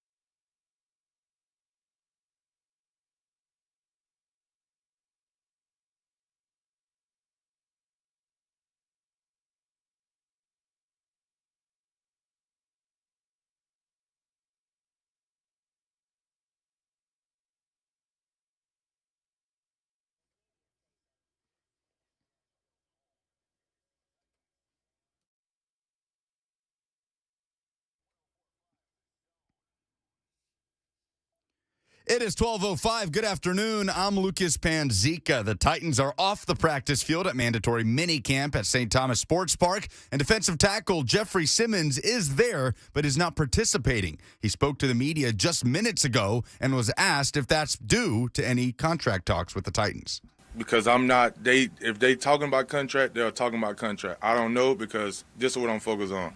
Simmons maintained any absence from practice is not due to contract discussions. Head coach Mike Vrabel will speak to the media coming up here in about 10 minutes. Stanley Cup Finals get underway tonight. The Colorado Avalanche, after sweeping the Western Conference Finals, take on the Tampa Bay Lightning, who are looking for the three-peat. Game 1 puck drop is tonight in Denver at 7 p.m. And a market-resetting deal for Pittsburgh Steelers safety Minkah Fitzpatrick, earning over $18 million per year. He is now the highest-paid safety in NFL history. For all your foundation repair and waterproofing needs, visit USSTN.com. Breaking news at once on your home for the Titans and Vols. This is 104.5 The Zone.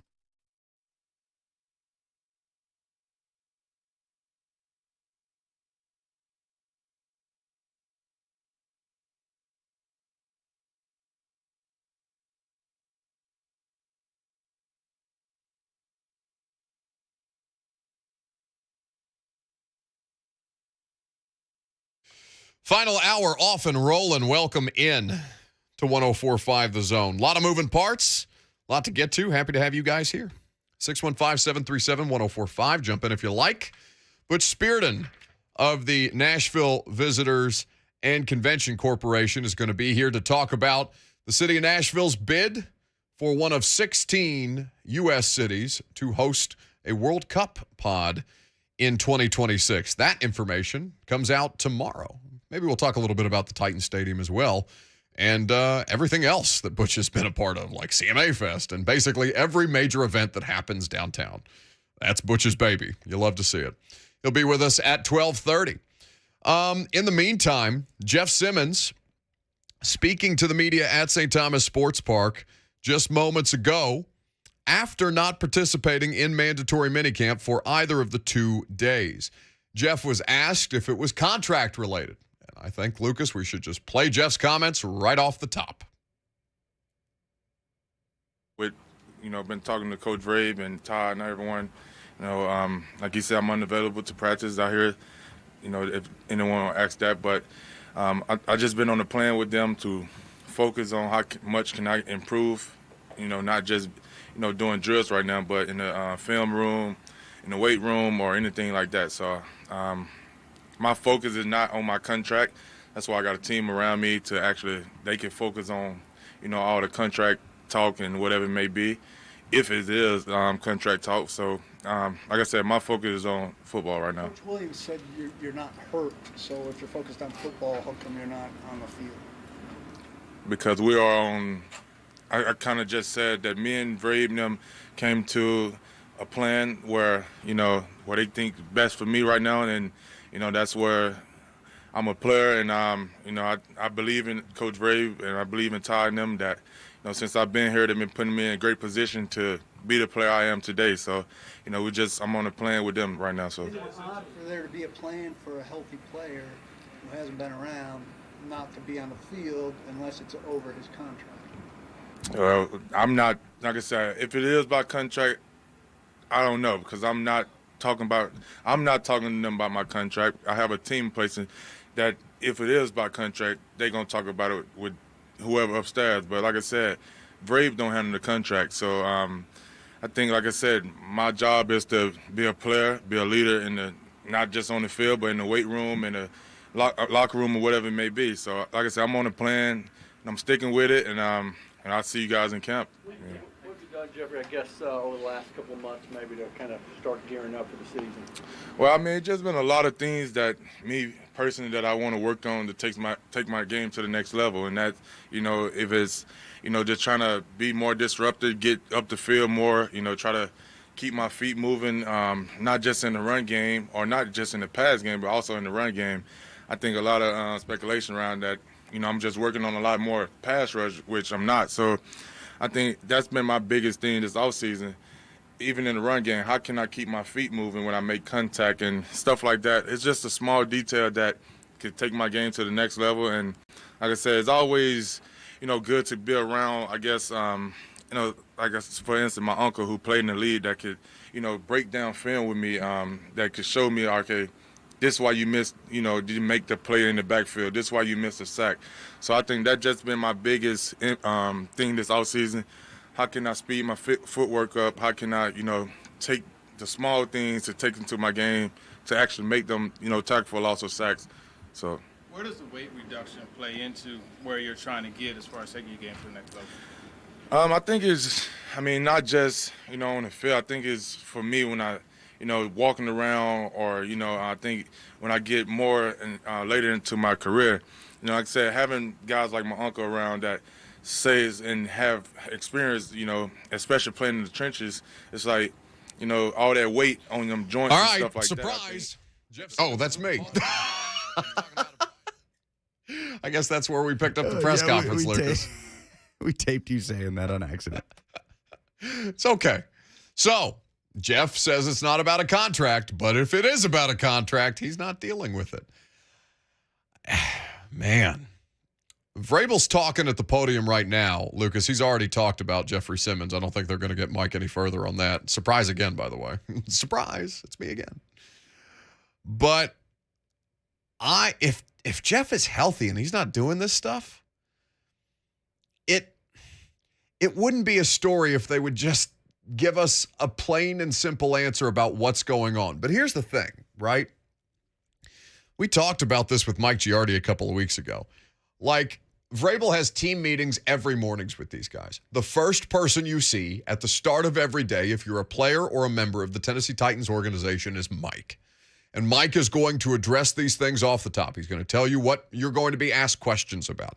He's going to tell you how you should answer the questions. These are all a part of the Mike Vrabel media training team meeting experience. Why they will not just say, yeah, Traylon Burks has asthma.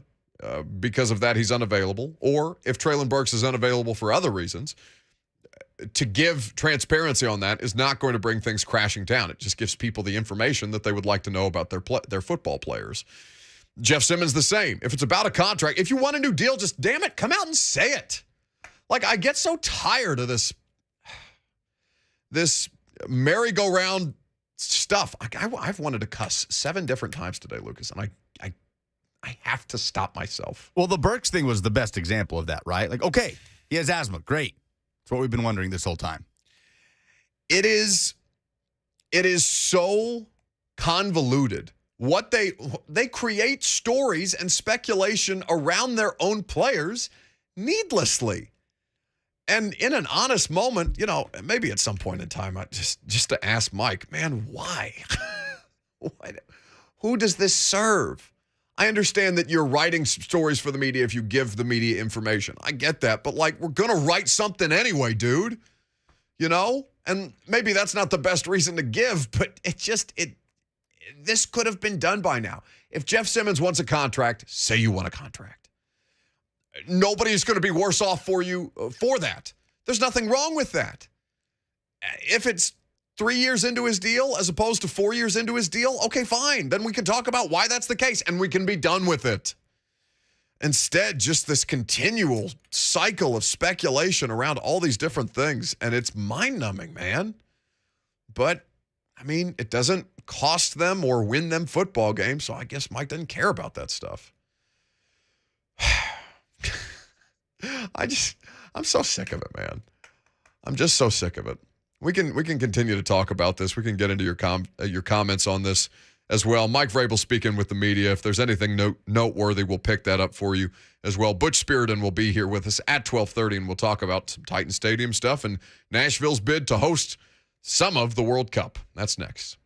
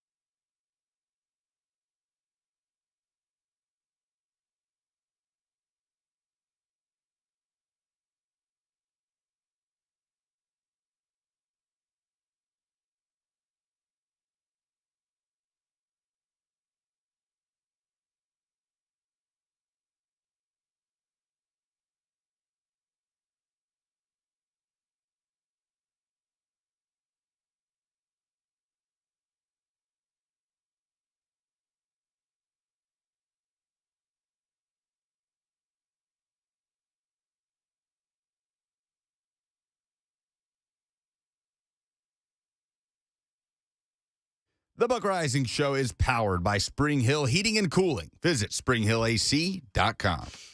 Welcome back. Mike Vrabel just wrapped up with the media. Biggest takeaway there. He's saying that contract negotiations with players are not a consideration when it comes to what their practice schedule looks like. So I got everybody related to this Jeff Simmons thing telling me it's not a contract. But nobody's willing to say that nobody definitively is going to say that it's not about a contract. I get a headache from this. I think that whoever is on his team, as Jeffrey Simmons said there, this team that he's put together that includes his uncle Jason Hatcher, who of course played in the league. I think Jason Hatcher was with the Cowboys for a considerable period of time. He might have been with the Washington Commandskins football team at some point as well. But I mean, they're out. They're out of this until July 26th when the Titans are going to report back for camp. And that's kind of the thing that everybody's going to sit here until then and wait to figure out. And if it does or does not happen, such is the case. I think all of this is just who was the fan that brought it up earlier? Mark, who we gave the scoreboard bar and grill gift card to, right? Said he thinks that people in Nashville have Titans contract PTSD because of what happened with AJ. And I think that there's probably a degree of that that's right, you know?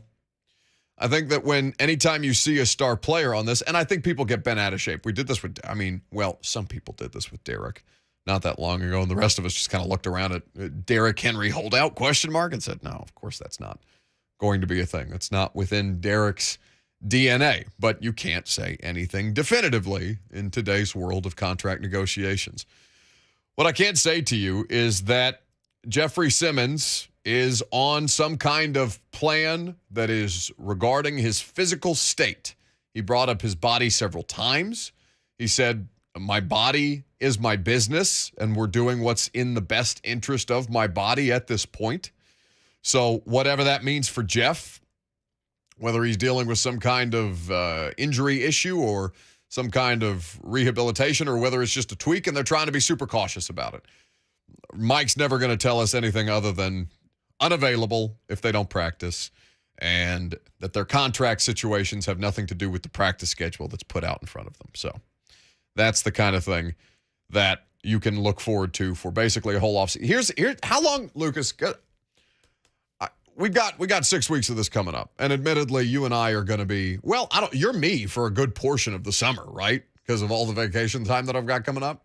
I'm you next Friday, right? And then the Monday after that. That sounds correct. I know that would be the first stint of vacation that I have. I know I do have some in July coming up as well. But because Derek Carr is saying I'm creating my own headache, and he's probably right, but I think Mike Vrabel takes pleasure. Well, Tyler has just written this. I think Mike Vrabel takes pleasure in making the media nuts. Well, sure he does. Sure, why not? Mike plays mind games with the players. Why wouldn't he play mind games with the media too, if he's got the energy for it? Now, I had people texting me about what Vrabel was saying during his press conference. Mike Giardi of the NFL Network, in fact, said, are you listening? He just texted me this. Are you listening to this? Mike Vrabel is roasting people. I love this man. So I don't know what the full context of that is. I'm going to go back and listen to that at some point later today.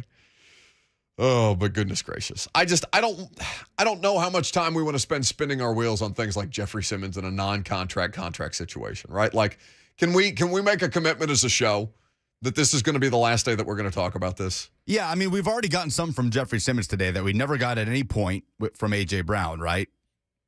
What? As far as I'm just focused on the upcoming season. I'm not worried about contract talks. If it happens, it happens. If it doesn't, it doesn't. Oh, we didn't talk to A.J. at any point during the contract That's what I'm saying. We have this from Jeffrey Simmons. I'm on a practice plan from Mike Vrabel. This has nothing to do with my contract.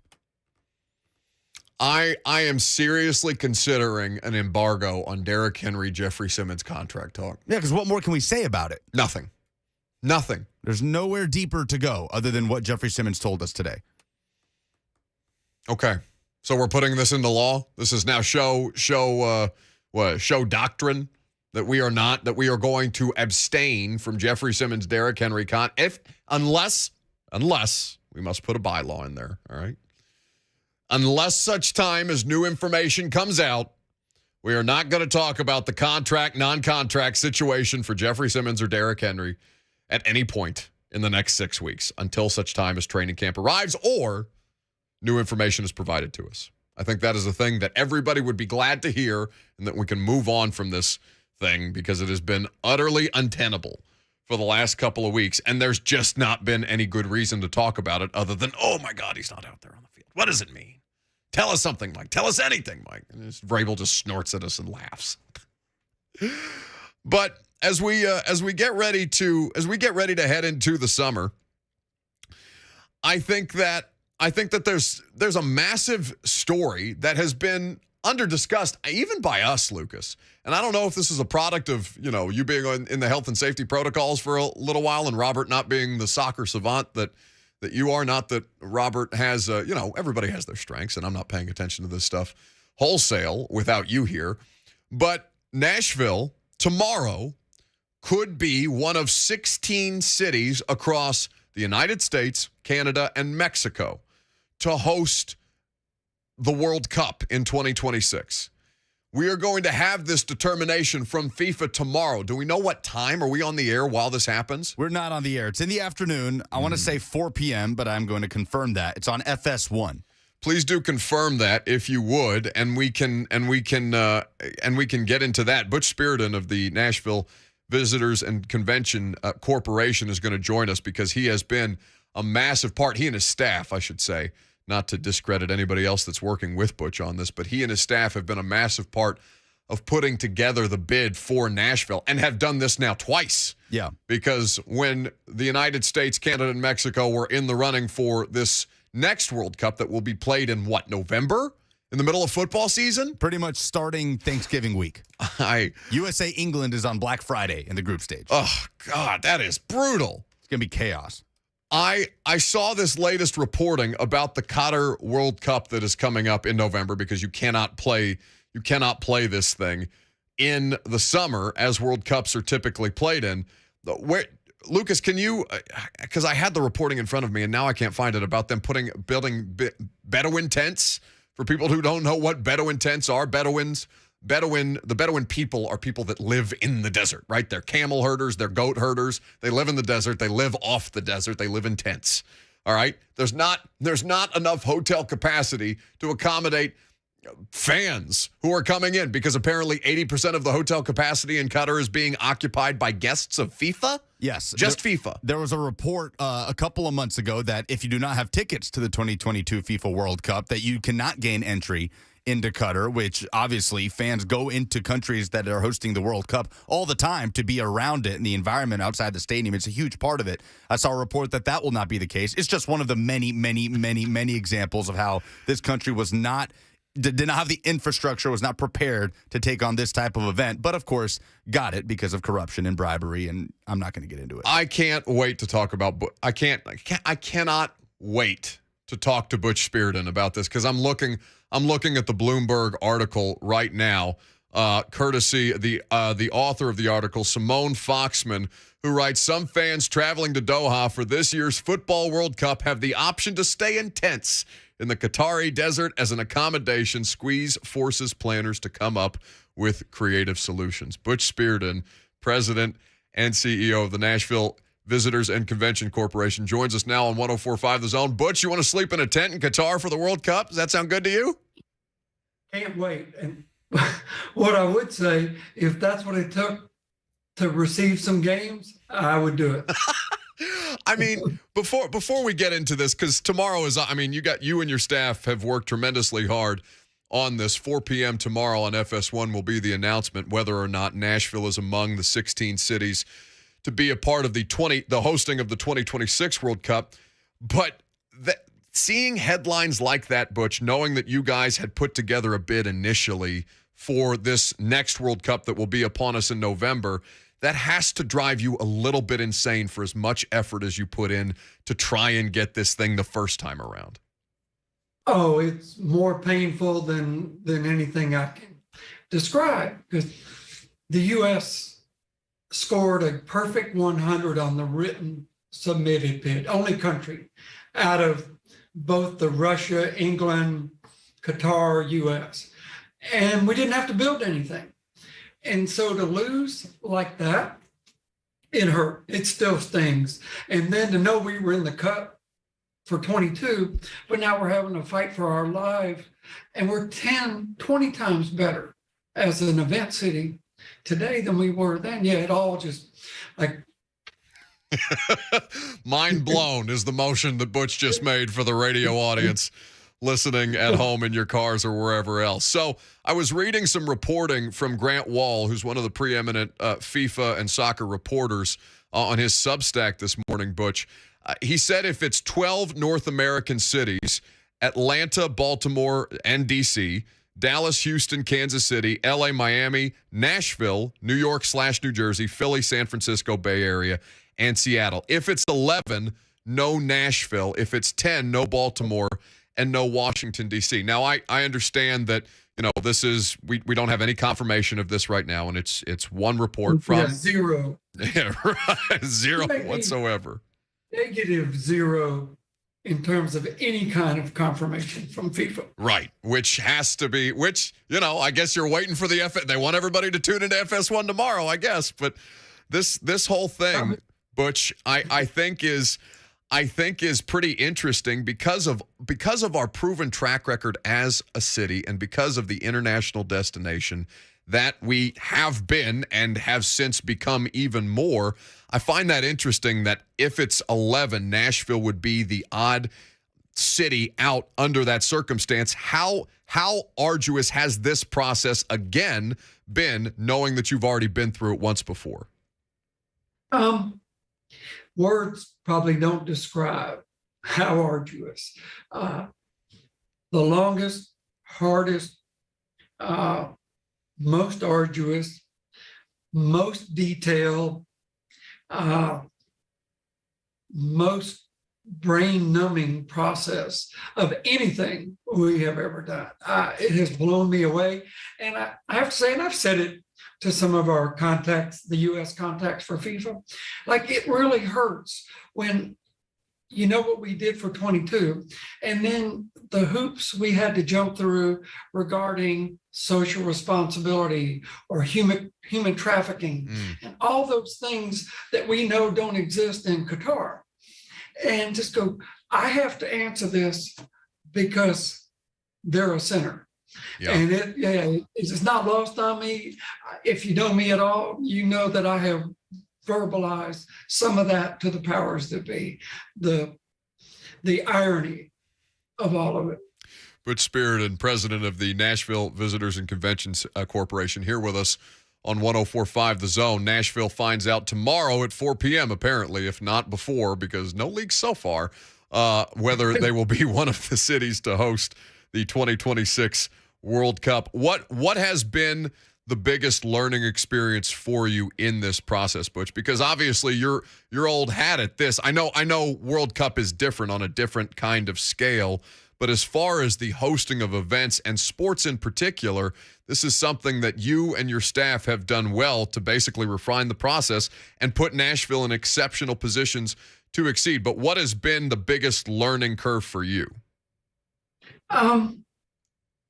Really the difficulty of doing this through COVID and doing it via Zoom for 2 solid years. Yeah. So our site visit, had we been able to spend more time with FIFA, I think we would be more of a lock today. When they came in, the 20 hours we had with them, it was good. They got it.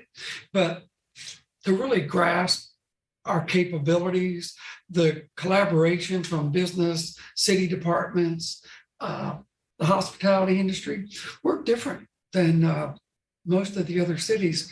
But because they don't know Nashville, because we're smaller, it's easy to check the box on Miami, New York, LA. Yeah. We knew they were going to be in. I might disagree a little bit with Grant, maybe not on the 10, but I think we got a shot at bumping Baltimore and DC if it's 11. And truly, they got a little bit nervous maybe on the stadium conversation. That reporting is accurate. But what isn't reported is what a great job the Titans, the mayor, and our office, I feel, did responding to the questions. We have solidly answered the what if scenarios. Now, FIFA doesn't like what if. Sure. So I get that. But we rallied the cause and we answered the questions. And, knocking on wood for your listeners, that, we alleviated their fears. And I don't know. I know in our minds, we've clearly answered all of the concerns. So the what ifs, it's a good transition into the stadium portion of the conversation. What have the general concerns for FIFA been regarding the discussions around the new Titan Stadium potentially, and the I'm sure there are general timelines that have been floated in the meetings that not all of us have access to. I know, Butch, you've been in a great deal of them, but not all of them as it is, a lot of different involved parts. But what has FIFA's greatest concern around the stadium situation been? So I think there were two initial. One was, would this just be a construction site? And what does that do to us? And then would there be enough real estate around the stadium for their hospitality areas? To the Titans' credit, they literally laid it all out to scale. Here's where your tents could go. Here's the real estate. Here's what you've got. Then we assured them that the plan is stadium will be finished. They'd like it done before January of 26. That we said probably isn't likely. But we should be clear of construction. If we're not clear, we'll fence it. We'll put a scrim up. We'll clean it. Everything will be removed outside of that fenced area. And then the last thing, where we ended up was, let's stick to the Nissan Stadium proposal. That's what we originally submitted. Anything else would require changing all of our agreements. So let's stick to this. That will be there. Their other question there was, are you going to let it run down for the next 3 years, or are you going to take care of it? So we've assured them that it would be in playing condition, in NFL playing condition. We're not going to let it deteriorate. Check the box, we'll keep it clean. Check the box, we'll keep it updated. Check the box on the campus for hospitality. But as I said a minute ago, they're used to getting exactly what they want. And that's not a knock. That's what they can demand. So we became that question, are we going to get what we want? So we landed on Nissan Stadium, and we said, once we have a real timeline, approvals happen, groundbreaking has happened, then we would revisit, do we want to shift this over to the new stadium? So in our minds, it's still the best of both worlds for them.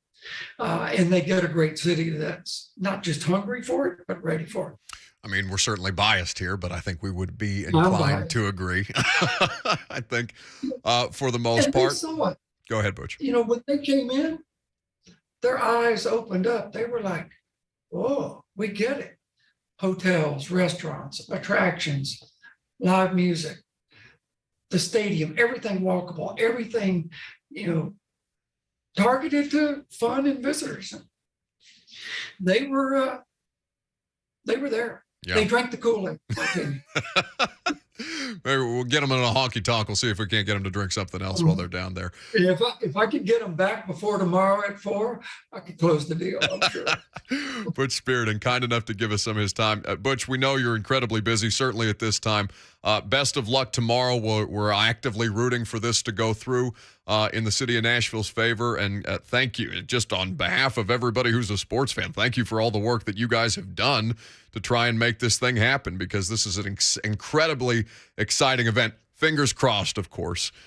Fingers crossed that this will go through. But we're, this is an incredibly exciting proposition, and I think it will pay massive dividends should FIFA see, the light properly.